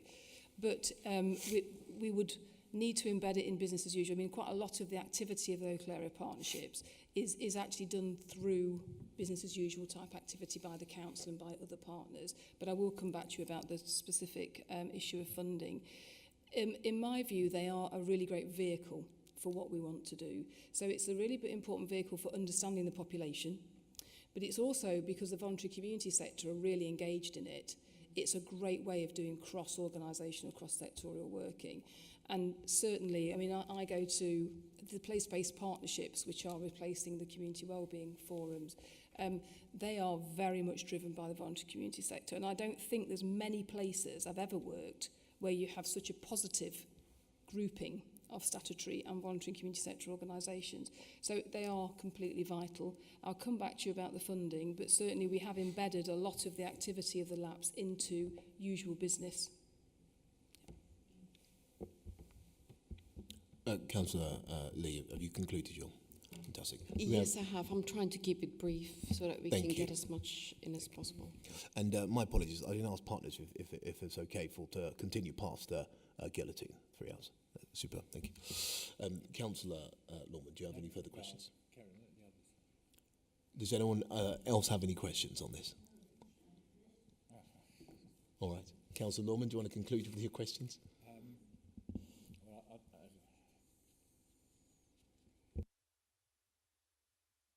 I think the things I've got would take a bit longer. They're you know, for a discussion, as I say, on LAPs and place-based and how it works. One thing I did notice, page 89, you talk about a restructure being done. I wondered if that had actually been done, and I'd noticed the children at A&E was a significant worry as well. But overall, I think the 5 things that have been picked are absolutely right. They're achievable, which is to attack, and I think and the whole report is excellent in my opinion.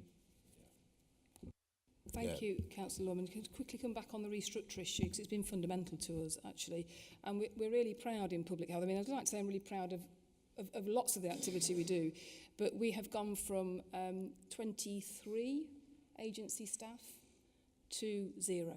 So the restructure is implemented. We've been really successful in attracting top-notch people to Northants in public health. We're really proud of it. It's been a lot of hard work. We've put in a very solid staff development programme, which we've invested in, and I think we're reaping the rewards of that. We can see that in our recommissioning, which is very complicated. It's a very difficult thing to do well, but we can see it through that. And also, we know that we've got, when we advertise jobs now, Councillor Lorman, we are spoilt for choice, which is a really quite nice position to be in. Wonderful. Thank you very much, everyone. I'm guessing for your patience this evening, and I'm sure we're all itching to go. But before we do, I do have some recommendations for you, Jane, from this committee. So the Health Scrutiny Committee recommends that the Director of Public Health updates this committee covering the following areas. Insights on successful interventions addressing health inequalities in deprived areas, highlighting key lessons learned and ongoing challenges. Number 2, impact of the public health campaigns focusing on mental health, smoking, vaping and alcohol use, including examples of innovative approaches and collaborations with community partners. Third, presents an overview of the progress of place-based approaches to improving health outcomes, including the role of local area partnerships in promoting health and well-being, examples of successful community engagement in physical activity programs, and short-term goals being used to track progress towards long-term health strategies. And of course, there is an action as well from you, Jane, to provide metrics relating to the progress of improving, I believe it was the alcohol use, but is it oral health and infection that you mentioned about coming back into the metrics? I did mention to Councillor Lee that I'd come back with the funding issue for the local area partnership. That's it, yeah, thank you. So that's, and that on that, that concludes this item. Thank you very much for all partners coming in today to talk. On to the next item, as I'll move through them quite quickly, the Health Scrutiny Work Plan. Raj? Yeah, so as I was saying, the dementia research project was initially in the diary for the next meeting, but I've been informed by officers that that's coming to the March meeting now. So currently on the work plan, we've got school exclusions / homeschooling and a update on the public health recommissioning, which came previously. We do have a free slot, so I'll work with Councillor Lawal to go through the forward plan as we currently have it. And of course, as always, anything that arises from the Scrutiny Management Board, we can slot that in there. So I'll communicate that to officers. Jane. So just to say, colleagues, that we've got the health and wellbeing strategy that we would really like to bring if there's a slot for that. It's going to the Health and Wellbeing Board for its first airing in December. And obviously it's been iterative and it's actually been developed over the last year, but we would really like to get members' views on that, if possible. Thank you, Jane. Councillor Mercer. Yes, it's just to point out on the March schedule, it's got disabled facilities grants, and it's got down, that's my portfolio, but actually that's Councillor Brow and rather than myself. It's Yeah, still with... I'll make the change on the floor plan to reflect the correct So portfolio. Rowley, I mean, Rowley. Thank you. Councillor Lorman, did you want to come in on this? Well, two things. First of all, I'm not sure that the things to be scheduled are going to get fitted in anywhere, because 11th of March is about the last time you can have a meeting. But I was going to say, when I assume Mrs. Bethia is doing the public health recommissioning Not necessarily. one, so I wondered if that was an appropriate time to add on the rest of the conversations we didn't have today. Is that sufficient, Joe? Thank you. Okay, any other members have any further points? Okay. Well, then on that, we close the meeting. Thank you.